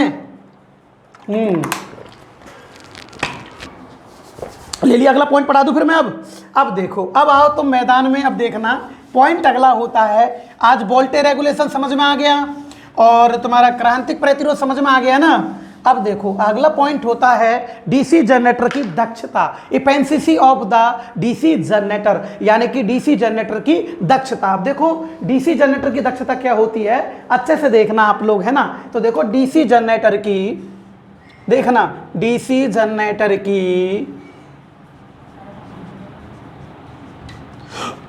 डीसी जनरेटर की दक्षता, बोलो क्या होती है? देखो डीसी जनरेटर की दक्षता क्या चीज है? सुनो, दक्षता को नीटा से प्रदर्शित किया जाता है और इसका फॉर्मूला जो क्या होता है, सुनो देखो, आउटपुट शक्ति, आउटपुट पावर, सही है ना, बटे इनपुट पावर। अरे सही है ना, बोलो आउटपुट पावर बटे इनपुट पावर का प्रतिशत अनुपात। ये अनुपात है, इसको किससे गुणा करोगे? 100 से करोगे। किससे गुणा करोगे? 100 से। का प्रतिशत अनुपात क्या कहलाता है? दक्षता कहलाती है। का क्या कहलाता है? दक्षता। एक बार और देखो, आउटपुट पावर और इनपुट पावर का प्रतिशत अनुपात, आउटपुट पावर और इनपुट पावर का प्रतिशत अनुपात क्या कहलाती है दोस्तों? जनरेटर की दक्षता कहलाती है। तो देखिएगा आउटपुट पावर, देखो आउटपुट मशीन की, हाँ देखो मशीन की, किसकी? मशीन की। अब तो जान गए ना, मशीन की आउटपुट पावर, मशीन की आउटपुट पावर तथा सही है ना, इनपुट पावर तथा इनपुट पावर का, है ना, मशीन की आउटपुट पावर तथा इनपुट पावर का प्रतिशत अनुपात, प्रतिशत अनुपात, प्रतिशत अनुपात दक्षता कहलाती है। क्या कहलाती है? दक्षता कहलाती है। बोलो यहाँ तक समझ में आ गया ना? बोलो क्लियर हो गया ना? एक बार और देखो, मशीन की आउटपुट पावर और इनपुट पावर, यानी कि मशीन की आउटपुट पावर और इनपुट पावर का प्रतिशत अनुपात दक्षता कहलाती है। बोलो यहाँ तक क्लियर हो गया? अब देखो अब क्या होता है, अब मैं बता रहा हूँ, देखो आपको आउटपुट पावर और इनपुट पावर। अब एक बात बताओ दोस्तों, सही कह रहा हूँ कि देखना कि ये कोई मशीन है, सही है ना, ये क्या है? मशीन। अब देखो इसमें इनपुट के रूप में अगर 200 वोल्ट गई, बोलो इनपुट के रूप में कितनी गई? 200 वोल्ट। ये तो आपकी हो गई इनपुट, अच्छे से देखना, ये क्या हो गई है? इनपुट। और मशीन में आउटपुट के रूप में आई 150 वोल्ट। कितनी आई? 150 वोल्ट। अब बताओ कितने की हानि हुई? 50 की। ये क्या हो गई है? हानि। ये क्या हो गई है? हानि। एक बार और देखो, बोलो इनपुट कितनी है? 250। आउटपुट में कितनी आई? 150। बोलो कितने की हानि हुई? 50 की। बोलो कितने की हानि हुई? 50 की। बोलो कितने की हुई? 50 की। तो इसका मतलब दोस्तों देखो आउटपुट है ना, क्या आउटपुट? अब देखो मैं आउटपुट की जगह क्या लिख सकता हूँ? बताओ आउटपुट कब प्राप्त होगा? आउटपुट जब इनपुट में से मैं हानि घटा देता हूँ। जब मैं इनपुट में से अगर हानि घटा दूं तो बोलो आउटपुट आएगा कि नहीं आएगा? बोलो आएगा ना। तो इसका मतलब देखो आउटपुट कैसे आएगा? देखो आउटपुट क्या कर रहा हूं मैं? इनपुट माइनस हानि। इनपुट में से अगर 200 में से 50 गए तो बोलो 150 वोल्ट आई कि नहीं आई? इसका मतलब मेरे दोस्तों देखो सही कह रहा हूं कि मैं, देखना, यानी कि इनपुट, हाँ जी आराम से देखो, इनपुट सही है ना, इनपुट, कोई बात नहीं, इनपुट माइनस हानि, इनपुट माइनस हानि यानी कि लॉस, सही है ना, यानी कि टोटल लॉस, टोटल लॉस, सही है ना, बटे, अरे राइट है ना, टोटल लॉस बटे, ये क्या है दोस्तों, इनपुट, ये क्या है इनपुट, बस इनपुट कर दो यहाँ, यहाँ क्या करना है आपको, इनपुट, और इनटू क्या करोगे आप लोग 100, ये आपके दक्षता का फॉर्मूला हो गया, ये आपकी किसका फॉर्मूला हो गया दोस्तों, दक्षता का। आराम से देखना किसका फॉर्मूला हो गया, देखो दोस्तों दक्षता का फॉर्मूला हो गया, बोलो समझ में आ गया ना। एक बार और देखो दोस्तों, आउटपुट, यहाँ आउटपुट था, अगर इनपुट में से मैं लॉस घटा देता हूँ, इनपुट में से मैं हानि घटा देता हूँ, बोलो आउटपुट आएगा कि नहीं आएगा, ये आउटपुट आ गया, ये इनपुट इंटू 100, ये दक्षता का क्या है बेटा, सूत्र है। अब देखो आप लोग क्या करते हैं, अब मैं एक चीज़ और बताता हूँ, डीसी जनरेटर की दक्षता होती है ना, वो क्या बोलते हैं 85% से 95% तक होती है। तो देखो दोस्तों फिर अगला जो नोट लगता है ना, कि अगला नोट क्या लगता है, इधर देखिएगा, इसकी दक्षता होती है ना, इसकी दक्षता क्या होती है, तो देखो इसकी दक्षता, इसकी दक्षता डीसी जनरेटर की दक्षता है ना, इसकी दक्षता, इसकी दक्षता 85% से 85% से 90% तक होती है, 85% से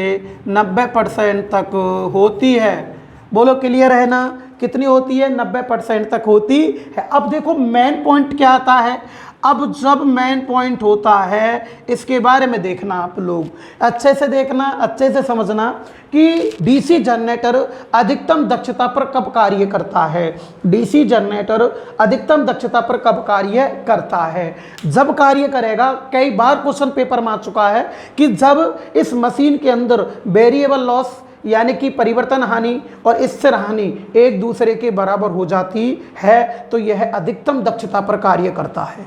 कब काम करेगा, अधिकतम दक्षता पर कार्य करता है। कब करेगा ये काम, तो देखिएगा कि जब मशीन में सबसे इंपॉर्टेंट क्वेश्चन, जब मशीन में समझ में आ रहा है ना, कि जब मशीन में कांस्टेंट लॉस यानी कि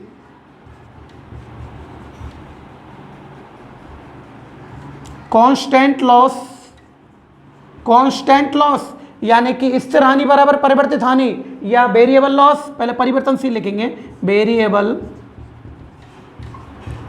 वेरिएबल लॉस है ना, वेरिएबल लॉस को क्या कहते हैं, सुनो, परिवर्तनशील, सही है ना, परिवर्तनशील है ना, या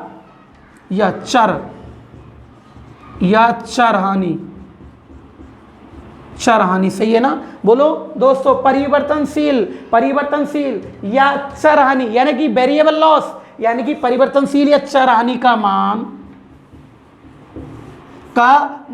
सही है ना, का मान, स्थिर loss, constant loss, constant loss, सही है ना, कौन सी लॉस दोस्तों, कांस्टेंट लॉस यानी कि स्थिर हानि, स्थिर या अचर हानि का मान एक दूसरे के बराबर हो जाता है,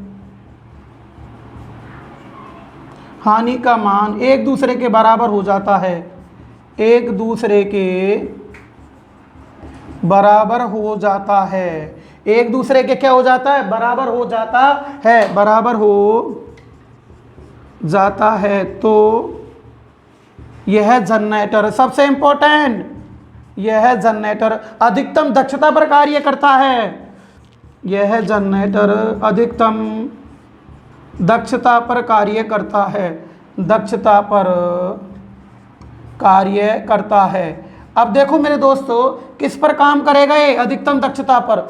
अब क्वेश्चन आता है, यह क्वेश्चन कई बार पेपर में आ चुका है, राजस्थान लाइनमैन 18 के पेपर में आ चुका है, यूपी बिजली बोर्ड के पेपर में आ चुका है, लोको पायलट के पेपर में आ चुका है, JN के पेपर में आ चुका है, DMRC के पेपर में आ चुका है। और क्वेश्चन क्या है मेरे दोस्तों, अच्छे से सुनना, कि जब डीसी जनरेटर के अंदर परिवर्तनशील हानि या चर हानि, इसको हिंदी में बोलते हैं चर, राजस्थान में चर लिखा था, तो देखिएगा परिवर्तनशील हानि या चर हानि का मान कांस्टेंट लॉस यानी स्थिर हानि या अचर हानि के बराबर हो जाता है, यानी एक दूसरे के बराबर हो जाता है, तो यह जनरेटर अधिकतम दक्षता पर कार्य करता है। बोलो समझ में आया कि नहीं आया? क्लियर हो गया ना? अब देखिएगा, इसका मतलब अधिकतम दक्षता पर कार्य करता है तो कब काम करेगा? तो देखो बेटा, मैं इसको लिखता हूं, देखो कब काम करेगा, जब परिवर्तनशील हानि स्थिर हानि के क्या होगी? बराबर होगी। क्या होगी यार? बराबर होगी। तो देखो सही है क्या? देखना, परिवर्तनशील हानि, देखते चलो, परिवर्तनशील हानि, अभी तो देखना अब क्या क्या पढ़ाता हूं मैं तुम्हें। परिवर्तनशील हानि, सही है ना? परिवर्तनशील हानि बराबर स्थिर हानि, परिवर्तनशील हानि बराबर स्थिर हानि। अब याद रख जो, परिवर्तनशील हानि कौन सी होती है? तो परिवर्तनशील हानि होती है आर्मेचर ताम्र हानि। याद रखना, आर्मेचर ताम्र हानि को परिवर्तनशील हानि कहा जाता है, और डीसी जनरेटर के अंदर यह हानि सबसे अधिक होती है। अगर तुमसे पूछ ले, बताओ डीसी जनरेटर में कौन सी हानि सबसे अधिक होती है? आर्मेचर ताम्र हानि, यानी कि आर्मेचर कॉपर लॉस होती है। यह आपको मैं क्वेश्चन हानियों में करा दूंगा जब पढ़ाऊंगा। तो परिवर्तनशील हानि को क्या बोलोगे तुम? परिवर्तनशील हानि को क्या बोलोगे आप लोग? आर्मेचर ताम्र हानि, या इसका फॉर्मूला आर्मेचर ताम्र हानि बराबर स्थिर हानि, आर्मेचर ताम्र हानि बराबर स्थिर हानि, आर्मेचर ताम्र हानि बराबर क्या आएगा? स्थिर हानि। सही है ना? स्थिर हानि होती है वायु घर्षण हानि, और लो हानि स्थिर होती है। लेकिन आपको मैं पॉइंट पे पढ़ाऊंगा स्थिर हानि कौन सी कब करनी है आपको, हाँ, और लो हानि कब करनी है, स्थिर हानि कहाँ करनी है, कैसे करनी है, ये अलग अलग फंडे हैं, एक जगह नहीं है। समझ में आ रहे हैं ना? सारी कुछ अलग अलग चीज पड़ेगी। जब हानि पढ़ाऊंगा ना, जब बताऊंगा कौन सा पॉइंट कब क्वेश्चन आने पर आपको आंसर क्या देना है। ठीक है ना दोस्तों? या इसका तीसरा फॉर्मूला, या चर हानि, परिवर्तनशील को बोलते हैं चर हानि। ये लाइनमैन के पेपर में, चर हानि बराबर अचर हानि, चर हानि बराबर क्या आएगा? अचर हानि। अब इनमें से एक आ सकती है भाषा, है कह तो परिवर्तनशील हानि बराबर स्थिर हानि, या आर्मेचर ताम्र हानि बराबर स्थिर हानि, या चर हानि बराबर अचर हानि होती है। तो जनरेटर कौन सी दक्षता पर काम करता है? अधिकतम दक्षता पर कार्य करता है। या दोस्तों ये तुमको बहुत कम मिला होगा, ये बहुत कम मिला होगा, जब जनरेटर में प्रेरित वोल्टेज जो उत्पन्न करता है, प्रेरित वोल्टेज जो उत्पन्न करता है, इसका मान सप्लाई वोल्टेज का आधा हो जाता है, तो अभी जनरेटर अधिकतम दक्षता पर कार्य करता है। तो याद रखना, सॉरी 2 गुना। तो देखिएगा, रुको मैं बताता हूं। देखो, जब जनरेटर में बता रहे, सॉरी, जब जनरेटर में प्रेरित विद्युत वाहक बल, प्रेरित विद्युत वाहक बल, प्रेरित विद्युत वाहक बल, प्रेरित विद्युत वाहक बल, सही है ना? प्रेरित विद्युत वाहक बल का मान, प्रेरित विद्युत वाहक बल का मान सप्लाई वोल्टेज यानी टर्मिनल वोल्टेज, टर्मिनल वोल्टेज का 2 गुना होने पर,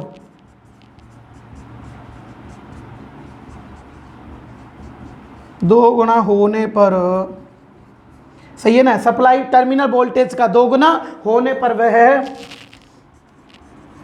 अधिकतम दक्षता पर कार्य करता है,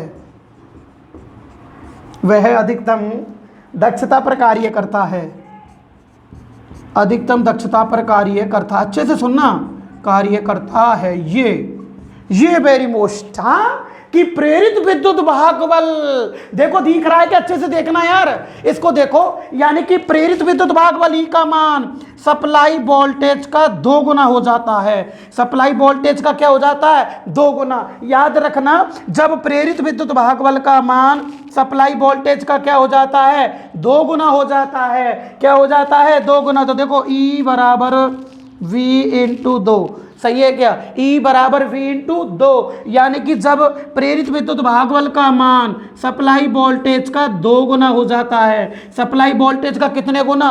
2 गुना, यानी कि टर्मिनल वोल्टेज, सॉरी, जो लोड पे आएगी ना उसको टर्मिनल वोल्टेज बोलते हैं। लोड टर्मिनल वोल्टेज का कितने गुना? 2 गुना हो जाता है। तो रुको 1 मिनट, ये लिखेंगे 2 गुना। अब देखो, अब सुनो मेरी बात, ध्यान रखना, डीसी जनरेटर अधिकतम दक्षता पर कब कार्य करता है, अच्छे से सुनना, जब परिवर्तनशील हानि का मान स्थिर हानि के बराबर हो जाता है, या आर्मेचर ताम्र हानि का मान स्थिर हानि के बराबर हो जाता है, या चर हानि का मान स्थिर हानि के बराबर हो जाता है, तो जनरेटर अधिकतम दक्षता पर कार्य करता है। समझ में आ गया। या प्रेरित विद्युत भागबल का मान, जो जनरेटर के अंदर जो वोल्टेज उत्पन्न होती है ना, प्रेरित विद्युत भागबल जो वोल्टेज उत्पन्न होती है, जब जनरेटर के अंदर प्रेरित विद्युत भागबल का मान टर्मिनल वोल्टेज का जो लोड पर आएगी ना, उसके वोल्टेज का दुगना हो जाता है, तो यह अधिकतम दक्षता पर कार्य करता है। अब याद रख, जो अगर ये मोटर में पूछे, डीसी मोटर में, तो डीसी मोटर में विरोधी विद्युत भागबल, इस विद्युत भागबल का मान सप्लाई वोल्टेज का आधा होता है। जब मोटर अधिकतम दक्षता पर कार्य करती है,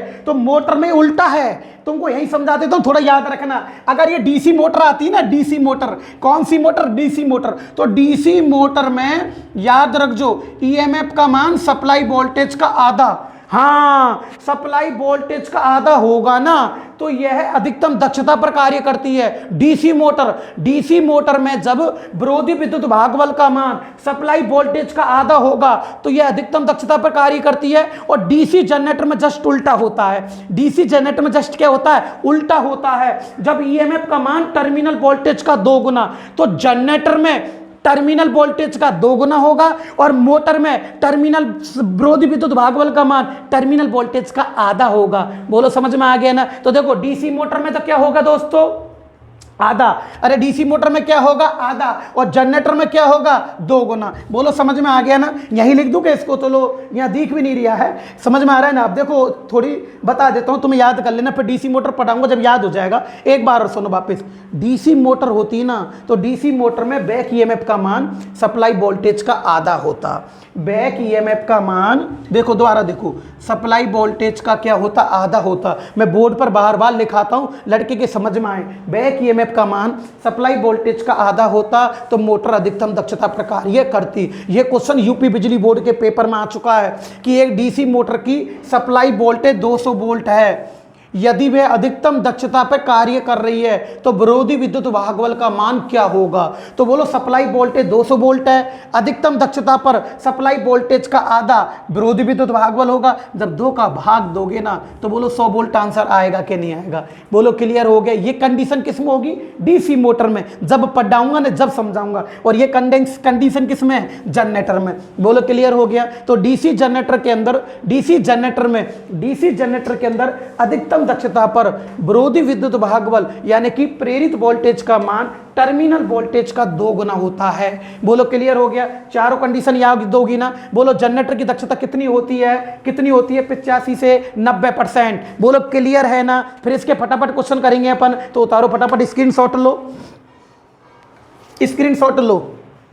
हाँ जी, ले लिया ना, हो गया क्लियर। आगे चलूं फिर मैं, चले ना। अब देखो अब क्या होता है, चलूं। अब देखो अब ये क्या होता है, फटाफट करते हैं। अब जल्दी करते हैं, थोड़ा सा मज़ा तो आ रहा है ना पढ़ने में। तो प्लीज़ यार, कल गंगानगर का एक लड़का था, नाम भूल गया, तो उसने भी कॉल किया था मुझे। तो यार अपने मज़ा आ रहा है पढ़ने के अंदर, कुछ अलग मिल रहा है ना। तो प्लीज़ आप इस चैनल को सब्सक्राइब करवाओ, अपने दोस्तों से बोलो यार आपके लिए क्या क्या चीज़ अलग लेके आया हूँ मैं, उन दोस्तों से बोलो आप लोग, जब ही तो समझ में आएगा। अब देखो, अब मज़ेदार चीज़, बोर्ड पे ध्यान रखना, सबसे इंपॉर्टेंट बताऊंगा पॉइंट, ज़बरदस्ती माइंड में घुसाएंगे। तो देखो क्या आता है, डीसी जनरेटर की दक्षता के प्रकार। सुनो, डीसी जनरेटर की दक्षता के प्रकार। डीसी जनरेटर की दक्षता के प्रकार। अब सुनो भाई, यह दक्षता 3 प्रकार की होती है। दक्षता कितने प्रकार की होती है, 3 प्रकार की। सुनना, यह दक्षता 3 प्रकार की होती है। देखना, 3 प्रकार की होती है। अब सुनो भाई, कितने प्रकार की होती है, 3। याद रखना मेरे दोस्तों, राजस्थान बिजली विभाग, यूपी बिजली board, UPPCL technician 2, loco pilot के पेपर में, DMRC के पेपर में क्वेश्चन आ चुका है। क्वेश्चन आया तो आया है बेटा, ध्यान रखना। इसके अंदर 98% लड़के क्वेश्चन को भूलते भी हैं जब 4 ऑप्शन एक जैसे लगते हैं। क्यों? क्योंकि डीसी मोटर और डीसी जनरेटर में ये उल्टे हो जाते हैं। पहली बात तो समझ में नहीं आया था, और दूसरी बात वहां जाके उल्टे और होते ही है। मोटर में अलग है, जनरेटर में अलग है, दिमाग खराब हो जाता है। तो सच सच बताना मेरे दोस्तों, सिलेक्शन कब होता है? सिलेक्शन जब होता है, एक तो तुम्हारे पास सारी चीज लिखी हो, और वो लिखने से मतलब नहीं है, वो याद भी रहनी चाहिए, और गोला मत सही भरा के भी आना चाहिए, जब जाके सिलेक्शन होता है। बोलो सही बोल रहा हूं कि नहीं बोल रहा? अंशु सोनी जी सही बोल रहा हूं ना? अरे समझ में आ रहा है ना? गुड मॉर्निंग जी, ठीक है ना? अब देखो आप लोग बताइएगा, मैं सच बोल रहा हूं कि बताओ, आपसे पूछना चाहता हूं मैं दोस्तों, सिलेक्शन कब होता है? कि पहली बात तो हमको मैटर एक एक लिखा होना चाहिए रिकॉर्ड के अंदर, और फिर वो लिखने से याद नहीं है, वो लिखने से कुछ नहीं होगा। फिर उसका फंडा हमें ऐसा बताना चाहिए कि वो हमें याद रहे, और याद रहने के बाद में वो महागोला सही होना चाहिए, जब जाके सिलेक्शन होता है। बोलो सही कह रहा हूं कि नहीं कह रहा मैं? ये नहीं है लिखा भी दिया, उतार भी लिया, उतार लो, याद कर लो। अरे भाई याद नहीं हुआ तो हम क्या करेंगे उस लेके उसको? हाँ, उसका कुछ नहीं होगा, तुम तो लेके रखोगे। तो आओ मैदान में। अब देखो, याद रखना दक्षता कितने प्रकार की होती है मेरे दोस्तों, 3 प्रकार की। अब पहली देखो, पहली क्या होती है? कॉमर्शियल। पहली क्या होती है? कॉमर्शियल। सुनो दोस्तों, ये कॉमर्शियल क्या होता है? कॉमर्शियल होता है, देखो, वाणिज्य। देखना आराम से, वाणिज्य, सही है ना? क्या होता है? वाणिज्य या व्यापारिक। व्यापारिक क्या दोस्तों? व्यापारिक, सही है ना? क्या? व्यापारिक। एक होता है वाणिज्य, व्यापारिक, या इसका दूसरा नाम होता है व्यावसायिक। या क्या होता है? व्यावसायिक दक्षता। सूत्र आता है, क्या आता है? सूत्र आता है मेरे दोस्तों। और सूत्र किस हिसाब से आता है? तो देखो दोस्तों, ढंग से देखना। आज मैं तुमको एक चीज बता रहा हूं, चलो देखो, ये आर्मेचर है, जनरेटर की बॉडी है। सुनो, देखना बेटा, अच्छे से देखना। मैं क्या कह रहा हूं, इस वाणिज्य दक्षता का फॉर्मूला होता है, इसको लिख देता हूं, आप ऐसे ही पढ़ते हो और ऐसे लिखा देते हैं टीचर लोग। ये होता है, हाँ, वाणिज्य दक्षता का सूत्र होता है आउटपुट यानी कि BHP इंटू 735.5, सही है ना? आउटपुट में, सॉरी, आउटपुट के अंदर तो टर्मिनल वोल्टेज आएगी ना, यानी कि लोड धारा इंटू टर्मिनल वोल्टेज बटे BHP इंटू 735.5। ये फॉर्मूला होता है दोस्तों वाणिज्य दक्षता का, और इंटू क्या आएगा? 100 आएगा। क्या आएगा? 100 आएगा। इसके बाद में जो दक्षता होती है दूसरी, अभी नहीं बताऊं, फिर क्या मतलब होगा बताने का? अगर ये चीजें मैं बता दूंगा तो वाणिज्य दक्षता का सूत्र होता है लोड धारा इंटू टर्मिनल वोल्टेज बटे VHP इंटू 735.5 इंटू 100। बोलो समझ में आ गया? किसका सूत्र है? वाणिज्य दक्षता का। समझ में आ गया? दूसरा, जो दूसरी दक्षता होती है ना, फॉर्मूले आते हैं, परिभाषा नहीं आती, परिभाषा नहीं होती है, केवल सूत्र आते हैं। पेपर के अंदर देखना, और 4 ऑप्शन ऐसे और आएंगे जो तुम पे कभी होने भी नहीं है। तुम देख लेना, चाहे तुम आप देखना, आपको होंगे नहीं। पहली बात तुम याद ही कर लेना, तुम खुद ही भूल जाओगे कल क्या था। DC motor, DC generator. अगर डीसी मोटर में पूछूंगा ना तो ये उल्टा होता है। डीसी मोटर में तो ये हो जाएगा BHP इंटू 735.5 बटे V इंटू I, ऐसे होगा। डीसी मोटर में उल्टा होता है, जब लड़के कंफ्यूज हो जाते हैं। जनरेटर में तो ये है और डीसी मोटर में ये है, उल्टा गया, लड़के कंफ्यूज, दिन में तारे दिखते हैं। अब देखो मेरे दोस्तों, मैं बताता हूं, अब अच्छे से देखना। अब क्या होता है सुनो, अब बताना। देखो नीट, अब ये कौन सी दक्षता? मैकेनिकल। देखो मैकेनिकल, एफएनसीसी है ना, इसको बोलते हैं यांत्रिक दक्षता। ये क्वेश्चन आ चुका है, यांत्रिक दक्षता का फॉर्मूला, ये क्वेश्चन आ चुका है। और यांत्रिक दक्षता का जो फॉर्मूला होता है उसको बोलते हैं मेरे दोस्तों नीटा बराबर यांत्रिक ऊर्जा बटे, जो भी यांत्रिक ऊर्जा दोनों में आएगी उसको कराऊंगा मैं, और जो कौन सी ऊर्जा है? यांत्रिक ऊर्जा, आउटपुट बटे इनपुट। तो आउटपुट में होगी BHP, सॉरी, इसमें आउटपुट में होगी E इंटू IA, ये आउटपुट हो गई बटे, सही है ना? ये तो तुम्हारी आउटपुट, तो देखो यांत्रिक ऊर्जा आउटपुट पे लेनी है ना, E इंटू, अब होगी BHP इंटू 735.5 इंटू क्या होगा 100 होगी, क्या होगा 100 होगी बेटा, ये होगी 100 होगी, सही है ना। एक होता है दोस्तों लास्ट तीसरी यांत्रिक यानी कि वैद्युतिक दक्षता, वैद्युतिक दक्षता, विद्युत दक्षता, विद्युत दक्षता। इसका फॉर्मूला क्या होता है, इसका जो फॉर्मूला होता है ना वो होता है दोस्तों देखो नीटा, क्या होता है नीटा। अब विद्युतीय आउटपुट में, विद्युतीय इनपुट में, तो यानी कि आउटपुट में होती है दोस्तों देखो IL इंटू BT बटे E इंटू IA इंटू 100, ये होती है। अब क्या होता है देखिएगा दोस्तों, अब अच्छे से देखना, आज आपको पता पड़ेगा एक्चुअल में क्वालिटी क्या है, क्वालिटी क्या है, क्वालिटी है। अब देखिएगा क्वालिटी है ना ये, अब ये जो क्वालिटी है क्या है दोस्तों, क्वालिटी। अब देखो क्वालिटी के ऊपर अब चीजें समझ में आएगी, तो देखिएगा कमर्शियल, हाँ जी ये है ना कमर्शियल DC जनरेटर है ना, कमर्शियल है ना। अब ये क्या होता है, कमर्शियल ये होता है, सही है क्या। अब देखो कमर्शियल यानी कि व्यापारिक वाणिज्य व्यावसायिक दक्षता। अब देखिएगा अब क्या होता है इसमें, अब आप देखो दोस्तों सच सच बताना मैं क्या कह रहा हूं, अरे मोटर में उल्टे हैं, सब मोटर में उल्टे हैं DC मोटर में, ये तो जनरेटर की बात चल रही है। अगर मोटर आ जाए ना DC मोटर तो ये उल्टे हो जाते हैं, ये उल्टा हो जाएगा वहाँ BHP इंटू 735.5 बटे E इंटू IA, ये उल्टा हो जाएगा माँ। और जब ये उल्टे होते हैं ना तो ये तो याद होते नहीं है, और जब मोटर में याद कर लेते हैं ना तो भूल जाते हैं। और तुम यूँ कहते हो कि टेक्निकल याद हो जाती है बुकों को रटने से। समझ में आया कि नहीं आया। अब देखिएगा मेरी बात सुनना अच्छे से, अब तुम याद करा रहे हो, मैं जीवन में कभी कोई नहीं मिलेगा ऐसा समझाने वाला। देखो बिल्कुल माइंड सेट करूंगा खोपड़ी के अंदर। अब देखो क्या होता है बताऊं, सुनो। अब क्या करते हो, तुमको भी ऐसे लिखा दिया जाता है कि बेटा 3 प्रकार की दक्षता होती है, सूत्र याद कर लीजिए, बहुत मोस्ट है, पेपर में आएगा। बोलो सही बात है कि नहीं, क्लियर है ना, यही तो बोला जाता है। लेकिन भाई मैंने लिख तो लिया, लेकिन वो एग्जाम तक वहाँ याद भी रहना चाहिए। जब वो गोला सही भरा ही आएगा ना, जब जाके तुम्हारी सर्विस लगेगी। बोलो क्लियर कह रहा हूँ कि नहीं कह रहा। अब देखो सुनो, अब क्या होता है, सुनो बेटा सुनना अच्छी तरह। देखो ये तो है आर्मेचर, क्या है आर्मेचर, समझा रहा हूं ट्रिक से।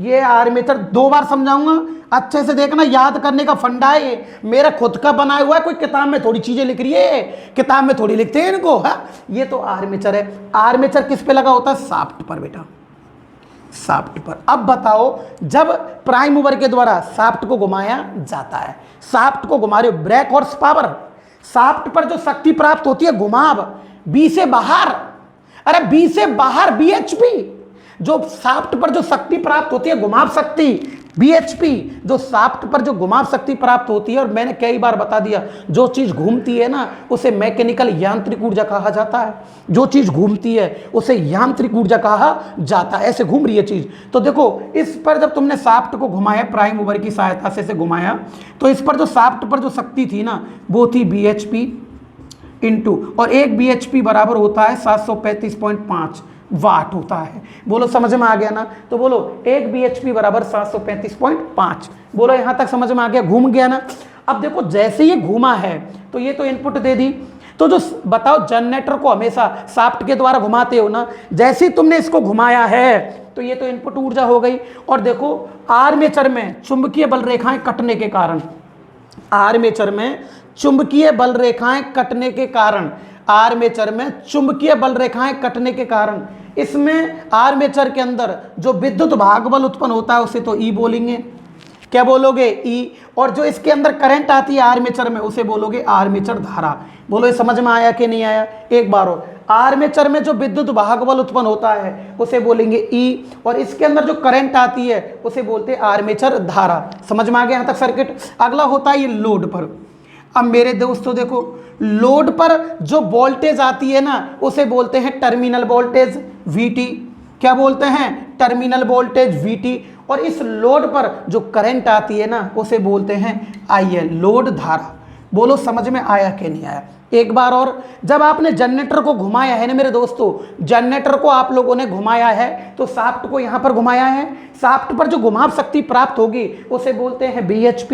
एक bhp बराबर 735.5 होता है। समझ में आ गया? जैसे तुमने घुमाया तो आर्मेचर के अंदर क्या उत्पन्न हुआ? ईएमएफ, विद्युत वाहक बल, ये वोल्टेज उत्पन्न हो गई और इसमें क्या उत्पन्न हो गई? ये धारा। जब ये बन के आर में लोड पर आती है, यह वोल्टेज जब लोड पर आती है तो इसका नाम हो जाता है टर्मिनल वोल्टेज और लोड धारा। यहां तक समझ में आ गया? फिर एक सर्किट और समझो, यहां से तुम लो ये लो, ये भी समझ में आएगा आपके, ये लो।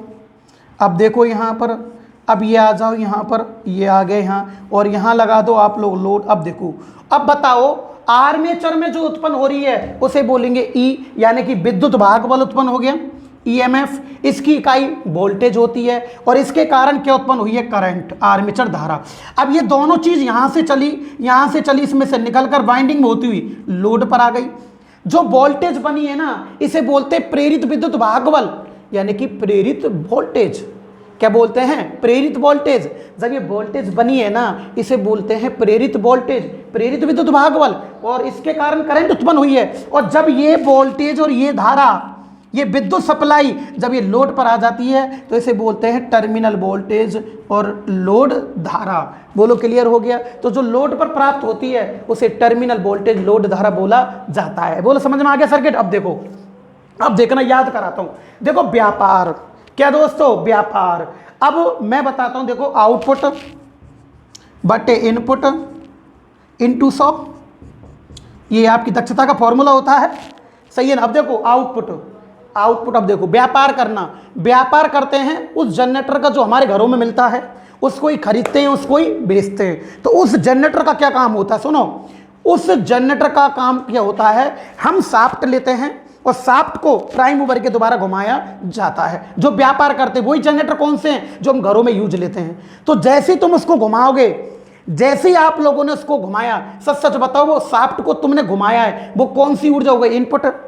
अरे इनपुट ही तो वही है, इनपुट हो गई ना वो। एक बार और बताओ, आपके घरों में जो जनरेटर खरीदा जाता है और दुकान पर जो लगे होते जनरेटरों को बेचा जाता है, उसका काम क्या होता है? उसका काम होता है, जो शाफ्ट लगी होती है ना, इसको घुमाया जाता है। किसके द्वारा? प्राइम मूवर के द्वारा। जब ये घुमाया है तो ये तो इनपुट ऊर्जा हो गई। कौन सी ऊर्जा हो गई? इनपुट ऊर्जा हो गई।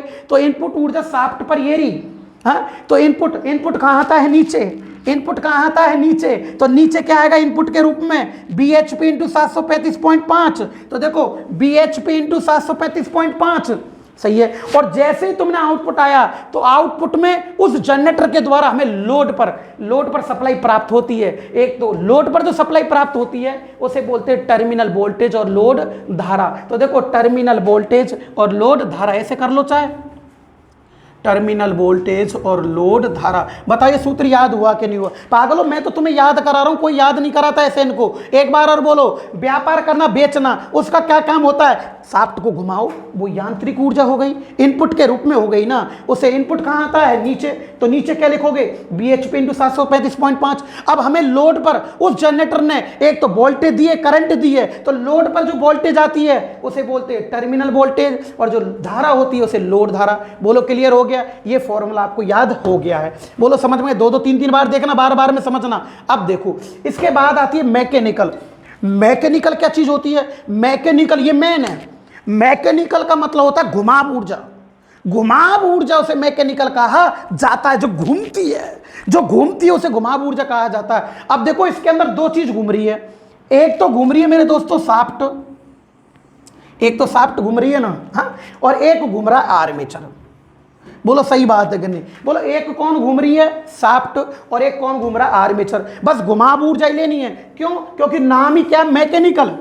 मैकेनिकल से घुमाव कहते हैं। दोस्तों, कभी जीवन में किसी ने बताया हो तो बोल देना मेरे से, ये समझाने का तरीका। बस इन सूत्रों को लिख देते हैं, ये याद ही नहीं होने, आपके भूल जाओगे जब एग्जाम में आएगा। तो तुम्हें कैसे याद रखना? वो यांत्रिक ऊर्जा, और ये तो घुमाव ऊर्जा है। घुमाव दो चीज घूम रही है, एक तो शाफ्ट घूम रही है, आर्मेचर घूम रहा है। बस हो गया ना क्लियर? तो बताओ, शाफ्ट पे जो देते हैं वो इनपुट ऊर्जा हो गई। कौन सी ऊर्जा? इनपुट। अरे इनपुट हो गई ना शाफ्ट पर, तो शाफ्ट पर इनपुट ऊर्जा हो गई, दे दिया आपने। तो इनपुट ऊर्जा कहाँ आती है? नीचे। तो देखो नीचे ये लिख रहा मैकेनिकल में bhp इंटू 735.5। अब देखो आउटपुट, तो ये तो इनपुट हो गई, दो ही चीज घूम रही है, ये तो इनपुट, फिर कौन घूम रहा है, आर्मेचर, ये आउटपुट हो गई इसकी। यांत्रिक ऊर्जा की दो ही है, ये तो इनपुट और ये आउटपुट, ये दो ही चीज घूम रही है। तो देखो ये तो इनपुट हो गई और ये इसकी आउटपुट हो गई। आउटपुट में कौन घूम रहा है, आर्मेचर। आर्मेचर में क्या आ रही है, देखो आउटपुट, आउटपुट कहां आता है, ऊपर। तो ऊपर देखो ये रही E इंटू आई ए। बोलो क्लियर हुआ कि नहीं हुआ, बोलो समझ में आया कि नहीं आया। अब देखो तीसरा फंडा दे, एक बार और बताऊं, एक बार और वापस देखो। देखो बेटा आपसे पूछ रहा है यांत्रिक ऊर्जा, मैकेनिकल, इसको बोलते हैं घुमाव ऊर्जा। कौन सी ऊर्जा, घुमाव। सबसे इंपॉर्टेंट पॉइंट चल रहा है, सबसे मोस्ट, याद नहीं कराते कोई भी। यांत्रिक ऊर्जा है घुमाव ऊर्जा। अब बताओ घूमती कौन चीज है, दो, एक तो शाफ्ट घूम रही है और एक आर्मेचर घूम रहा है। तो देखो ये तो इनपुट हो गई। अरे शाफ्ट को घुमाते हैं ना पहले, जनरेटर की को, जिसको घुमाया जाता है सबसे पहले उसे इनपुट ऊर्जा कहते हैं। तो देखो ये तो इनपुट, इनपुट कहां आती है, नीचे, इनपुट नीचे आएगी ना। इनपुट के रूप में शाफ्ट को तो घुमा रहे हो, bhp इंटू 735.5। तो देखो bhp इंटू 735.5। अब देखो इसकी आउटपुट, इसकी आउटपुट कहां है, तो बता, यहां आउटपुट नहीं है इसकी, हमें लेनी है मैकेनिकल घुमाव। ये चीज थोड़ी घूम रही है कोई, ये बाइंडिंग थोड़ी घूम रही है, घूम तो आर्मेचर रहा है। तो ये तो इनपुट हो गई, ये इसकी आउटपुट हो गई। ये घूम रहा है ना, तो घुमाव ऊर्जा किस में प्राप्त हो रही है, इस पे। इसमें क्या क्या चीज प्राप्त हो रही है, एक तो विद्युत भागबल, एक आर्मेचर धारा। तो ऊपर लिख दो आउटपुट में, ये आउटपुट हो गया, तो विद्युत भागबल, एक आर्मेचर धारा। बोलो समझ में आया कि नहीं। सबसे खतरनाक चीज है। अगला देखो विद्युत दक्षता। विद्युत दक्षता क्या चीज होती है, देखो विद्युत के रूप में हमें वोल्टेज आती है और करंट आती है। बोलो समझ में आ गया, बोलो विद्युत के रूप में हमें क्या आती है, वोल्टेज, और क्या आती है, करंट। बोलो क्लियर हो गया। अब बताओ इसमें विद्युत के रूप में कौन कौन सी सब कहां सप्लाई है। एक तो देख ये वोल्टेज, ये वोल्टेज है, ये करंट है। विद्युत भागबल की इकाई वोल्टेज होती है, करंट, ये विद्युत ही तो है, विद्युत सप्लाई। एक ये विद्युत सप्लाई, ये वोल्टेज है, ये करंट है। बोलो समझ में आया कि नहीं है। तो देखो पहले तो उत्पन्न हुई और फिर ये बाहर निकल गई। बोलो सही बात है। विद्युत का मतलब इनपुट भी विद्युत लेनी है और आउटपुट भी विद्युत लेनी है। बोलो समझ में आ रहा है ना। तो विद्युत ऊर्जा दो जगह आ रही है, एक तो आर्मेचर पे आ रही है विद्युत ऊर्जा जो उत्पन्न हो रही है, और एक आउटपुट में भी आ रही है। तो देखो पहले तो आर्मेचर में उत्पन्न हुई, ये तो इनपुट हो गई, और ये बाहर निकलते ही आउटपुट हो गई। सही बात है कि नहीं, अरे क्लियर हो रहा है ना। तो देखो विद्युत का मतलब विद्युत ही दो चीज लेनी है विद्युत की। तो देखो एक मिनट, विद्युत की आपको दो चीज लेनी है। तो बताओ इसमें विद्युत ऊर्जा कहां कहां है। तो देखो एक तो ये विद्युत भागबल, एक आर्मेचर धारा, ये भी विद्युत ऊर्जा है और ये भी विद्युत ऊर्जा है। बोलो अब देखो ये तो अंदर उत्पन्न हो रही है, बाहर निकल रही है। तो ये तो इनपुट है और ये आउटपुट है, सही है ना। तो बोलो इनपुट कहां आता है, नीचे, ये नीचे इनपुट है ना दक्षता का। तो बताओ इनपुट, इनपुट के रूप में तो ये अंदर, अंदर तो E इंटू आई है। तो देख E इंटू आई है, समझ गए ना, E इंटू आई है, सही है ना। और आउटपुट में देखो विद्युत के रूप में आउटपुट ये रही, ये विद्युत सप्लाई आ रही है, वोल्टेज धारा। तो बताओ आउटपुट में ऊपर वोल्टेज एवं लोड धारा। बोलो क्लियर हुआ कि नहीं हुआ, बताओ समझ में आ रहा है कि नहीं आ रहा। सबसे खतरनाक पॉइंट है, किसी कोई दिमाग में नहीं घुसाता, इनको याद करना पड़ता है। एक बार और सुन लो, चलो आराम से देखना, सुनो दोस्तों आराम से, एक बार और, फिर आपको वीडियो बार बार देख लेना, समझ में आ जाएगा, ठीक है। देखो कितनी जी जान लगा रखी फील्ड के अंदर, एक एक वर्ड शब्द है ना थ्योरी का, इसको दिमाग में जबरदस्ती सेट करूंगा मैं, ठीक है। रटने से नहीं होता है कुछ भी, याद रहना चाहिए माइंड में, ठीक है। देखो भाई दक्षता कितने प्रकार की होती है, तीन प्रकार की। पहली कौन सी होती है, व्यापारिक, कमर्शियल, वाणिज्य, व्यावसायिक या व्यावसायिक, व्यापारिक या व्यावसायिक दक्षता, है ना। अब व्यापार करते हैं हम लोग, तो उस घर के जनरेटर का व्यापार किया जाता है। उस जनरेटर का क्या काम होता है, वह जनरेटर यांत्रिक ऊर्जा को विद्युत ऊर्जा में बदलता है, जिसका हम उपयोग करते हैं, व्यापार करते हैं। वह जनरेटर यांत्रिक ऊर्जा को किस में बदलेगा, विद्युत ऊर्जा में। यानी कि जब उसकी शाफ्ट को घुमाओगे आप लोग तो हमें वो विद्युत ऊर्जा देता है। तो देखो जब शाफ्ट को घुमाते हो इसे इनपुट ऊर्जा कहोगे। इनपुट कहाँ आती है, नीचे। तो देखो bhp इंटू 735.5, ये यहां तक क्लियर हो गया। अब बताओ आउटपुट में हमें सप्लाई ये आएगी, वोल्टेज एवं धारा। तो ये वोल्टेज एवं लोड, टर्मिनल वोल्टेज एवं लोड धारा, ये व्यापार का जनरेटर हो गया जो यांत्रिक ऊर्जा को विद्युत ऊर्जा में बदलता है। इसे व्यापारिक दक्षता कहते हैं। बोलो क्लियर हो गया। अब देखो यांत्रिक ऊर्जा, यांत्रिक का मतलब होता है घुमाव, जो चीज घूमती है, बार बार बता रहा हूं, जो चीज घूमती है उसे यांत्रिक ऊर्जा कहा जाता है। तो इसके अंदर दो चीज घूम रही है, एक तो शाफ्ट घूम रही है, एक आर्मेचर घूम रहा है। बोलो समझ में आ गया। आर्मेचर में क्या उत्पन्न हो रहा है, तो विद्युत भागबल, एक आर्मेचर धारा। अब देखो अब दो चीज घूम रही है तो दो चीजों पे यांत्रिक ऊर्जा है, एक तो आर्मेचर पे है, एक शाफ्ट पे। सबसे पहले क्या चीज दी जाती है, शाफ्ट को घुमाया जाता है कि आर्मेचर को, शाफ्ट को। तो ये यांत्रिक ऊर्जा हो गई, इनपुट की हो गई ना, ये सही है ना, ये आउटपुट की हो जाएगी। यही ये चीज तो घूमेगी नहीं, ये दोनों ही घूमेंगे ना। तो देखो मैकेनिकल यानी घुमाव, वापिस मैकेनिकल यानी क्या होता है, घुमाव। दो ही चीज घूम रही है ना, कितनी चीज घूम रही है, दो। अब देखो एक तो ये घूमा, एक ये घूमा, कितनी बार बता दिया। तो बताओ ये तो इनपुट, इनपुट कहाँ आती है, नीचे। इनपुट कहाँ आती है, नीचे। समझ गए, इनपुट लिख लिख के याद करना, समझ के याद करना। तुम भी बनाना ऐसे ही सूत्र चित्र बना के, तुम अकेले में इस वीडियो के बाद में चित्र बना के तुम इनको सेट करके फिर सूत्र लिखना, तीनों घर पे राज अपने आप याद होंगे। फिर दोबारा देखना, समझ में नहीं है फिर अपने सेट कर लेना, फिर याद है। ठीक है, बताओ अब बताओ, इनपुट तो ये हो गई, नीचे आएगा इनपुट। तो देखो नीचे आ गई BHP इंटू 735 पॉइंट। आउटपुट में ये घूम रहा है, ये घूम रहा है आउटपुट में, E इंटू आई है। देखो E इंटू आई है, बोलो यांत्रिक ऊर्जा हो गई। अब देखो अगली बात आती है दोस्तों, विद्युत दक्षता।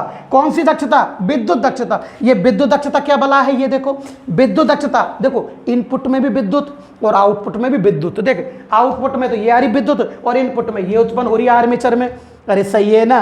तो देखो इनपुट में तो ये हो रही, तो देखो इनपुट नीचे आता है E इंटू आई ए, आउटपुट ऊपर आता है BT इंटू आई एल। तो देखो BT इंटू आई एल। बोलो क्लियर हुआ कि नहीं हुआ, समझ में आ गया ना दोस्तों। ये कब और याद होगा पता है, 2 बार वीडियो देखना इसकी, बार बार आगे पीछे करके आप लोग, फिर इसको अब अपने आप कॉपी में बना बना के चित्र, फिर सूत्र लिखना, क्योंकि मैं बता रहा हूं प्रैक्टिस करना जरूरी है इसकी, ये पेपर में जरूर आता है। बोलो क्लियर हो गया, समझ में आ गया ना। अब देखो सुनो, अब फटाफट इस पॉइंट का स्क्रीनशॉट ले लो। मैं डायग्राम को बनाए रखूंगा आपके लिए, काटूंगा नहीं इसको, क्योंकि आपके समझ में जब ही आएगी चीज़। स्क्रीनशॉट ले लो आप थोड़ा सा इसका, जो याद रहेगा। ठीक है, अब देखो सुनो, 1 मिनट रुक जाओ, मैं इसको थोड़ा मिटा देता हूँ। सुनो दोस्तों, अब क्या होता है, ये तो आर्मेचर रहा, ये इसकी शाफ्ट रही, बस हो गया, ये घूम रही है, सही है ना, और ये आगे, बस हो गया। इसको फटाफट स्क्रीनशॉट ले लो आप लोग, याद रहेगा। ठीक है, ले लो फटाफट, इंपॉर्टेंट है। ले लिया ना, हाँ सही है ना, एक बार ले लो। और कमर्शियल हिंदी थोड़ी कमज़ोर है ठीक है, ले लिया ना। अब देखो चलो, अब देखते हैं, अब लास्ट क्वेश्चन है इसके, क्वेश्चन हो गए ना। अब देखो सुनो, अब क्या होता है कि बताओ, डीसी जनरेटर होता है ना, डीसी जनरेटर, सही है ना। अब बताना डीसी जनरेटर के अंदर अधिकतम दक्षता पर, डीसी जनरेटर के अंदर अधिकतम दक्षता पर, देखो सुनो, डीसी जनरेटर में, डीसी जनरेटर में अधिकतम दक्षता पर, अधिकतम दक्षता पर, सही है ना, अधिकतम दक्षता पर, सही है ना। इस परिवर्तनशील हानि, परिवर्तनशील, सही है ना, परिवर्तनशील हानि तथा स्थिर हानि, तथा स्थिर हानि, सही है ना, स्थिर हानि का अंतर क्या होता है, अंतर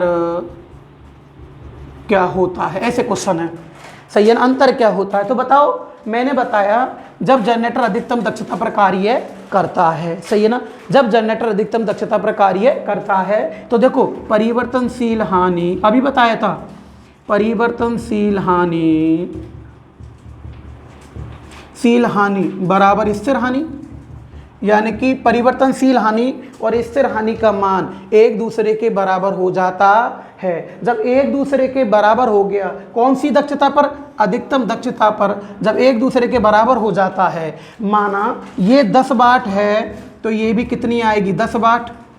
अरे सही है ना, कितनी वाट आएगी, 10 वाट आएगी ना। तो बताओ, इसका अंतर पूछ रहा है, अंतर पूछ रहा है ना, तो 10 माइनस 10 करोगे, बोलो कितना आएगा, 0 आएगा ना। तो आंसर क्या होगा दोस्तों, 0।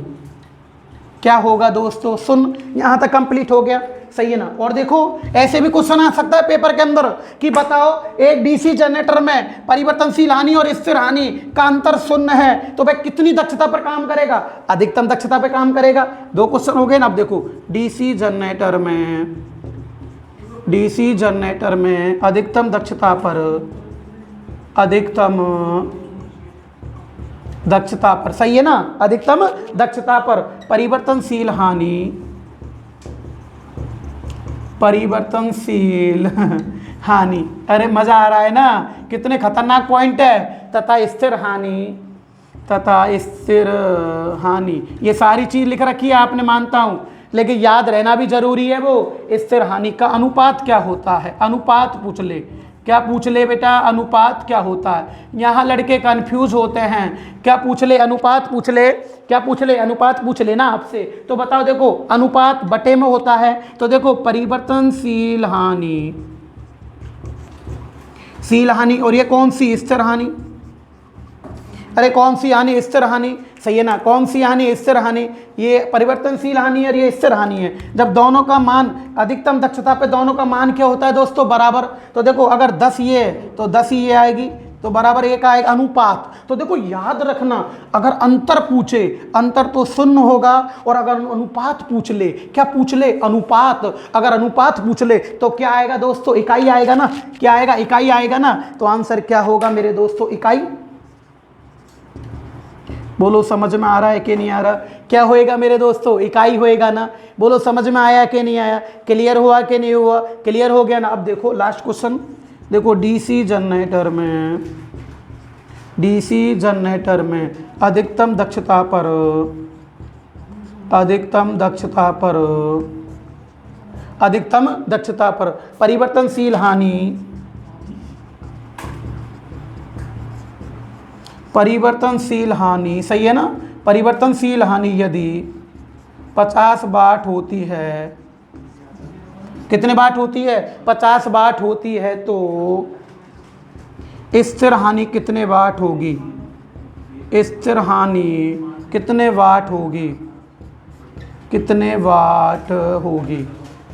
बोलो सही बात है कि नहीं, कितने वाट होगी, ये पूछ रहा है। तो बताओ, मैंने बताया ना भी, अधिकतम दक्षता पर परिवर्तनशील हानि और स्थिर हानि का मान एक दूसरे के बराबर होता है। जब परिवर्तनशील हानि 50 वाट है तो ताम्र हानि, तो परिवर्तनशील हानि 50 वाट है, तो स्थिर हानि भी कितनी होगी, 50 वाट होगी ना। तो देखो उसमें देगा 100 वाट, ऐसे देगा आंसर। लड़के यहाँ कंफ्यूज होते हैं, ए 100 वाट ऐसे देता है, बी 25 वाट, सी 50 वाट, सही है ना। सी क्या देगा, 50 वाट, और डी देगा 100 वाट। बोलो बराबर होती है ना, आंसर क्या आएगा, 50 वाट। बोलो क्लियर हो गया ना, क्या आएगा दोस्तों, 50 वाट। बोलो क्लियर हो गया ना। अब बोलो अनुपात कितना होता है, इकाई होता है, लेकिन ऐसे भी आ सकता है, ये ध्यान रखना, एक तो ये दे दिया इकाई, या ऐसे भी आ सकता है, इनका अनुपात कितना होता है, तो 1:1 भी तो होगा।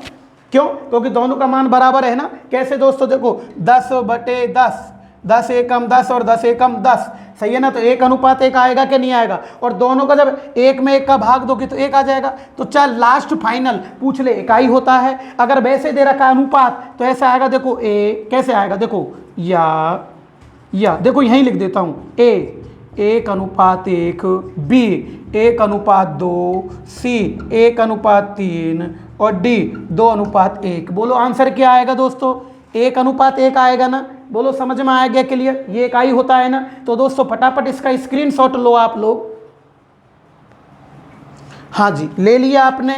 समझो, अगर अधिकतम दक्षता पर अंतर पूछ ले, क्या पूछ ले, अंतर। तो देखो दोस्तों, दोनों बराबर होती है हानि, जब दोनों माइनस करोगे, बराबर माइनस कर दोगे, मान लो 20 और 20 दोनों बराबर है ही, 20 और 20, तो बोलो कितना आएगा, 0 आएगा ना।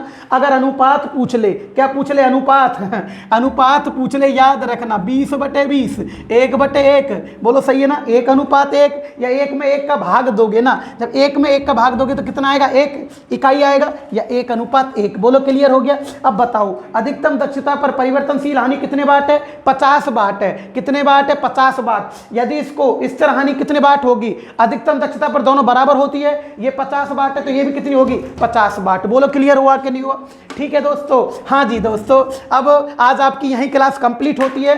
तो आज मैंने 3 पॉइंट पढ़ाए हैं। एक तो क्रिटिकल रेजिस्टेंस पढ़ाया है, एक मैंने वोल्टेज रेगुलेशन पढ़ाया है, और एक मैंने आज आपको दक्षता पढ़ाई है। 3 पॉइंट हो चुके हैं दोस्तों। ठीक है दोस्तों, आज यदि आपको पसंद आया हूँ, अच्छी क्लास लगी हो तो प्लीज़ चैनल को सब्सक्राइब करो। और सभी दोस्तों से बोलूँगा, अब यदि आपको क्लास में मज़ा आ रहा है, कुछ अलग मिल रहा है, मिलने से बात नहीं होती दोस्तों, वो याद भी रहना चाहिए जब जाके सिलेक्शन होगा। यदि क्लास में मज़ा आ रहा है, चैनल को सब्सक्राइब करो, अपने दोस्तों से बोलो, कमेंट जरूर लिखा करो, लाइक जरूर किया करो। और कल का टेस्ट कैसा रहा आपका? बढ़िया रहा ना? अच्छे से ऐसे ही आप टेस्ट लेता रहूँगा। Okay bye, best of luck, God bless you दोस्तों।